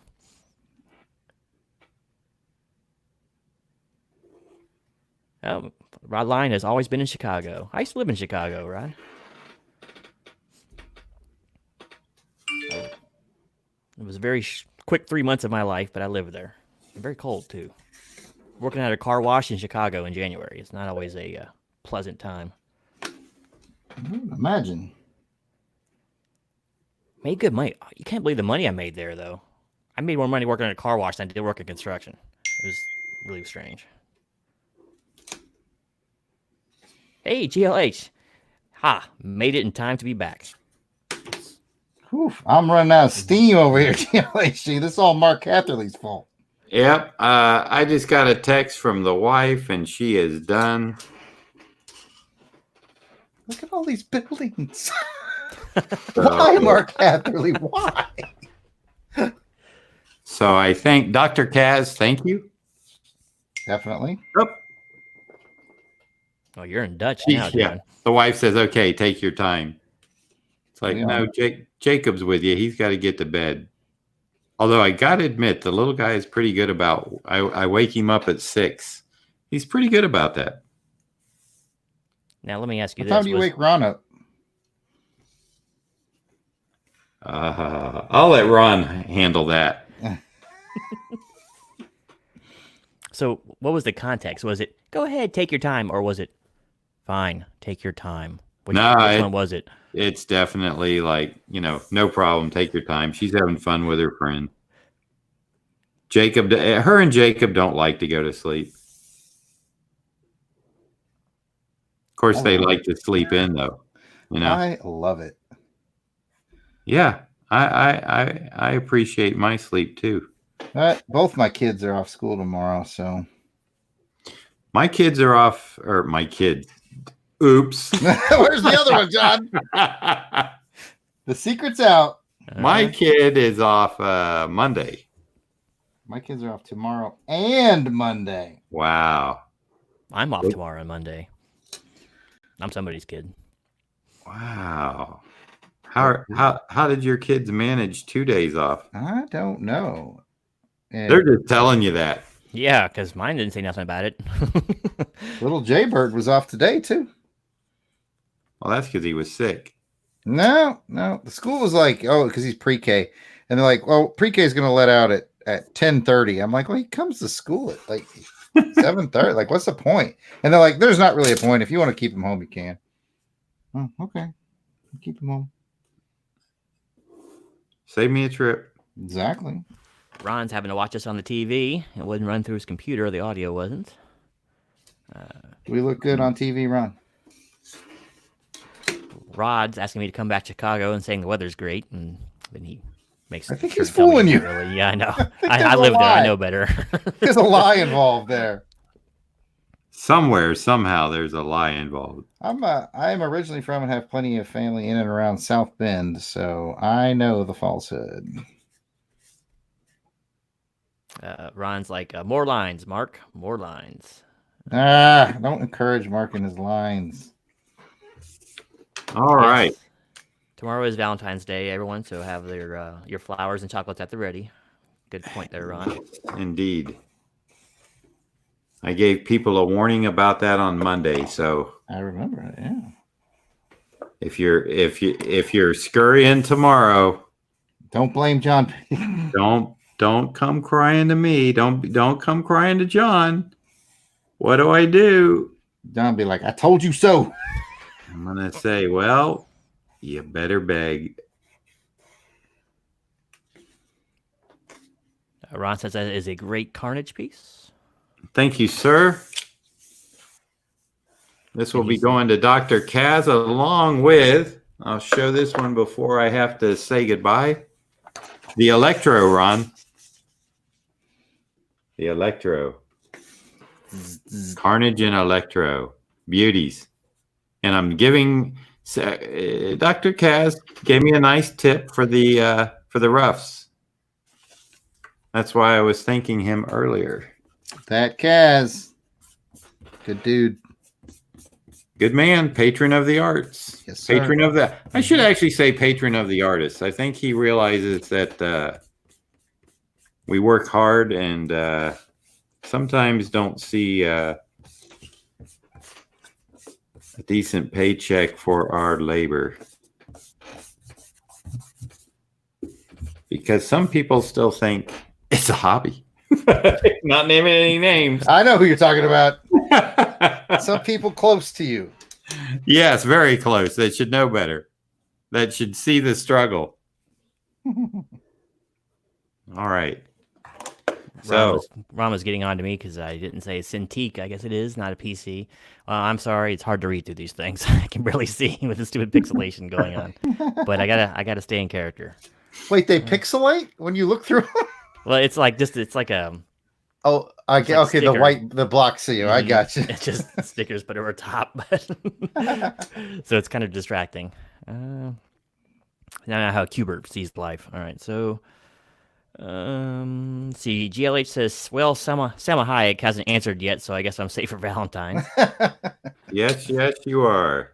Isn't she married to a billionaire? If she answers, let me know. Let's see. If she's not, she probably should be. Right? According to the paperwork I received from her, that is true. It's a restraining order. That's the paperwork you got, right? Yes. All right. You know. I guess that Jarrod, let's Yeah, I'll call it. I'm so close. I just got this region left, but I'm ready to call it for a rest period. And Mark says going strong, guys. Pieces. Here's Jarrod. Wow, you are going strong. You should just stay up and finish that tonight. Sure. I'll just leave the stream on. Turn the lights off when you leave. Okay. Or it'll time out at 4 hours anyway. You got an hour and a little less than an hour left. Take a drink, sip of my drink. You got 53 minutes and change left. Oh, nope. 52 and change. I'm not hot though, Ron. I'm worn down. Look at that. I like Kaz's enthusiasm. See you tomorrow. Great stream. See you tomorrow. I don't know about tomorrow night. Kaz is the coolest. We need Kaz to go recruit us about another 20 Kazes. No, you can only have one Kaz. That's what makes him so unique. That's what makes him Kaz. That's right. Let's see how we're doing here. Still at 383 subscribers. Still need 7 to go. Or, excuse 17. me. Yeah, I know. I'm getting a little foggy. It's late. Yeah, I see a 3 and I know to add 7 to make it a 10. And Oh, man. You're too still old for need Common 17 Core. to go to hit that 400. We will get there. All right. This was the all Dr. Kaz stream, so I hope he enjoys it. I hope he likes it. It really was. It really was. Except for the beautiful piece Drew was working on at the beginning. True. Hey, true. Ron, you will want to watch the stream earlier because Drew goes through some of his process on the painting technique. Very interesting stuff. Learned a lot. Yep. Can't wait to be trying that myself. So, without further ado, I need to pack my bag and get out of here and get my wife and son, get home, get some shut-eye and do it all again. Probably gonna do dinner with the missus and the son tomorrow night for Valentine's. Hope you all have a significant other to do the same with. I saw that, Ron. That looks great.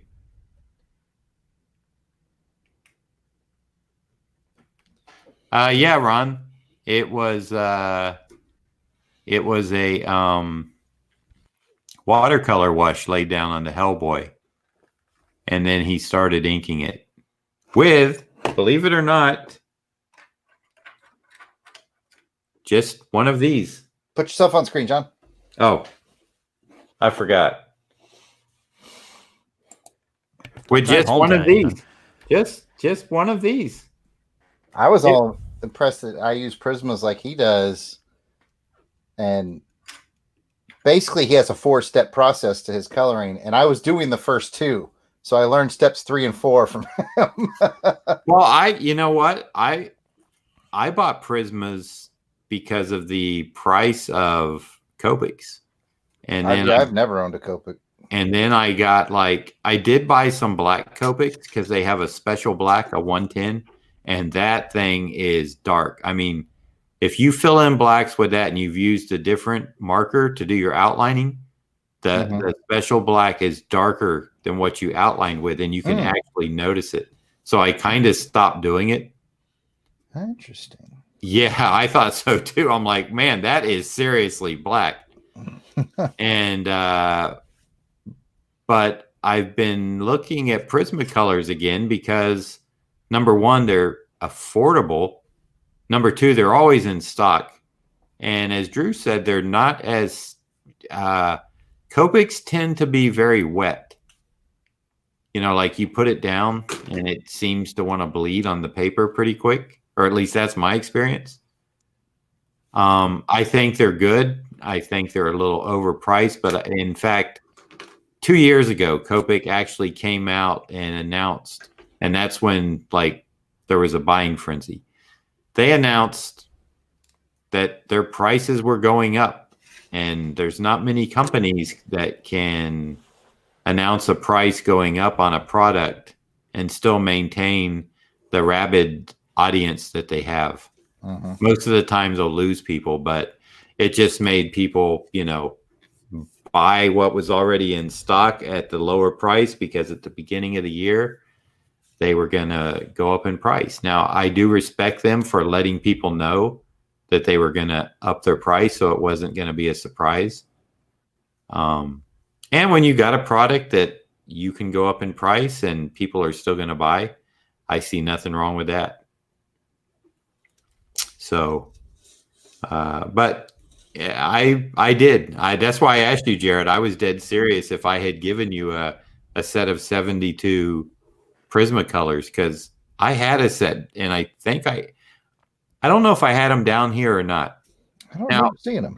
Huh? I don't remember seeing them. Well, that's because you have them now. Yeah. Well, Ron sent them to me. Yeah. Well, no, but here's the thing. Out of the 72, as you well know, you're going to use about a third of them more than the other ones. And those are the ones that you have to wind up replacing. Yep. The flesh tones and the reds. Yeah, exactly. Maybe depending on, I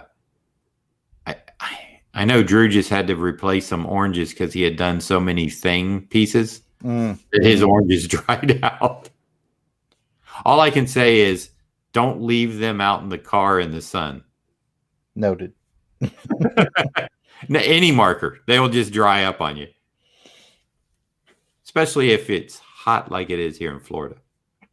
Or Alabama. Or Alabama. All right, people. Thank you again. Hope you enjoyed the show.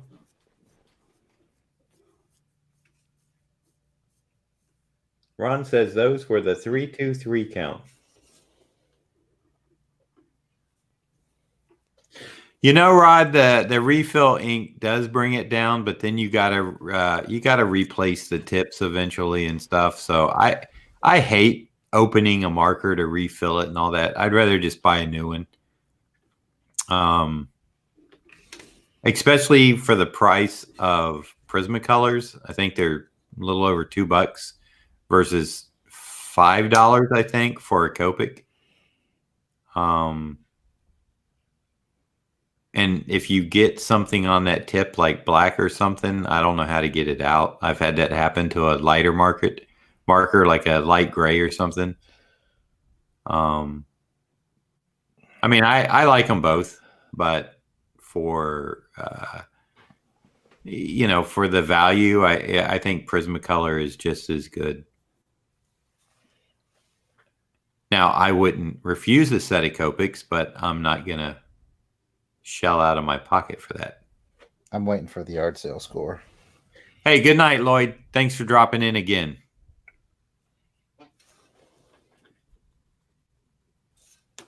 It is the initial hit that kills you, Rod.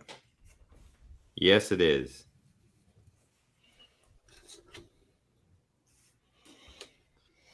All right, so I actually have a Punisher sketch cover from today I need to post on Twitter. And while Jarrod is finishing that, I'll go grab it.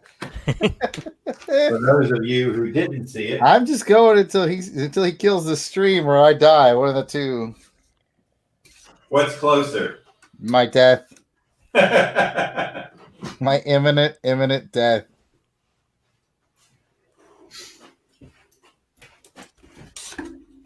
Oh, keeping this in the scanner all day was a nice way to flatten it out. This is the, let me go. Good. This is the Punisher sketch cover with a pre-done Mike Zeck signature. Mike didn't draw it. I did the inking and the drawing and all the rest. Mike had just signed it. So there we have it. Very nice, bro. And Ron, the red and the white came out of those Pashka paint markers perfect. That's all marker. It just it came out great.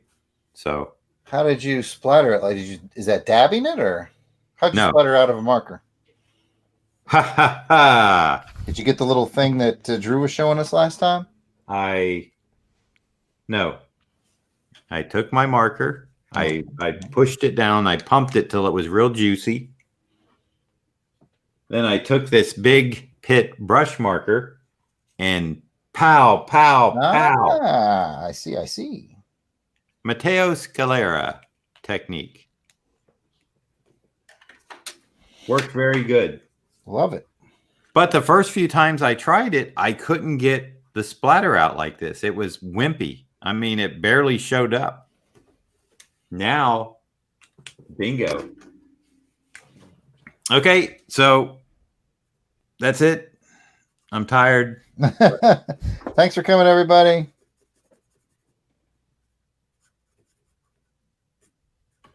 Are you, Rod, real quick, are you going to Dick Blick or where are you buying those markers for? Because I think Prismacolors, I think when you buy them in bulk, like 10 or more, I think they're around $2.50. A little over, I don't think they're over $3. They might be, but still. I know Copics, because usually I just buy maybe a couple of grays. They're like $5.25 each at Dick Blick. Hey, Ron, I will talk to you tomorrow. Happy Valentine's Day. I knew it. No. 72 count on Dick Blick of Prismacolor is like $159. That would make a beautiful Valentine's Day gift.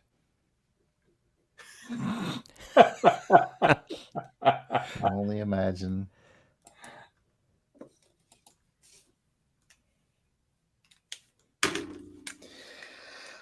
I'm still inking Windows. Hey, wait. What do you mean it can be seen in your video list, Ron? I saw the piece you sent me. I saw in the Dropbox. John, did you see what Duchess wrote up there? Can we zoom in to see if there are any people in the windows? No! Do not encourage him, Duchess. What was it now? Duchess wants people in these windows. Yeah, I think that would work. Go ahead and add those. Feel free. Oh, Hatherley and your backgrounds. I just have one file in here, Ron. Beauty. And I found out that Drew is using expensive Arches watercolor paper I think the paper literally per sheet costs maybe $5 to $8 for just the paper, but it's well worth it. Oh, his process with the paint pen. Yes. Okay. All right, David, I appreciate you sitting in. Yep. Always thanks, a pleasure, bud. sir. Hopefully my Jarrod? emceeing was up to snuff this evening. I'm going to end. Yes, I'm going to end with the last shot of you having a heart attack. You read about it tomorrow in the papers, people. He's gone, people. He's collapsed. There's a picture of artists in the 80s and 90s right there. Tired from too much work. Yes, you can, AG. That's right. You can use it, or you can use the 50% coupon or the 60% when you get those. But I have found my local Michaels gets tricky. And when they put like all their paper on 50% off or 60% off, I think they go through the night before and remove a lot of it. Because I was going to stock up on some Bristol board one time, and I went there, and it looked like somebody had really cleaned it out. Yeah, my Hobby Lobby occasionally will do buy one, get two free on Strathmore Bristol paper, and I'll just buy a ton of it. But you know what? Sometimes it's already marked up, so the 2 is still more expensive than I swear. I find the cheapest prices. I don't have a good art supply store here. I go to Dick Blick, and that's where I find the cheapest prices. I don't trust Amazon because they get a lot of their stuff that is old, from what I hear. But other people have had good luck with it.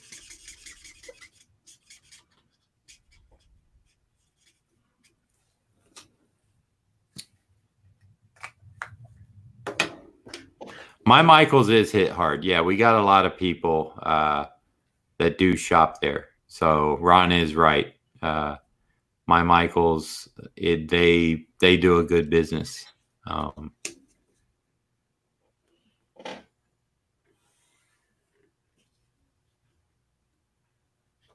No, Ron, I already I stocked up. I got 5 pads of 9x12 Bristol when I ordered that matte pad that was supposed to be here, but I found out it's like 3 times too big, so it's over on my new desk. Looks great. I need the smaller one for this. But I think I'm going to get a piece of hardwood cut to put across here.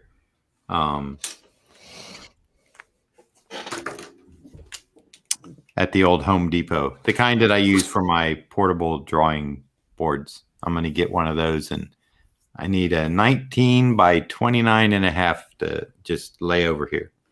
And sometimes I'll use it and sometimes I won't. Like tonight, I didn't want to, don't need to disturb that for when I'm inking, but I didn't want these getting dirty. So brought out the little portable table. Oh, I'm not on screen, so just ignore that. I didn't want to say anything. Yes, I am paper rich, Ron. I will not run out of paper. Windows. Okay, so seriously. I got really close. All I have left is this area now. Stay up and do it, Jarrod. I probably will. All right, everybody. Do appreciate it. Thank you all again. And I might be streaming in the morning. I know I won't be streaming in the evening that I know of, unless my wife doesn't want to go out to eat, which that could happen, but I don't know. I think other plans will come up. So that's it. I'm going to say goodnight. And I'm going to hit end broadcast now. So I hope you all have a fantastic evening and a better tomorrow. Good night for now. See you. Everybody. Night, night.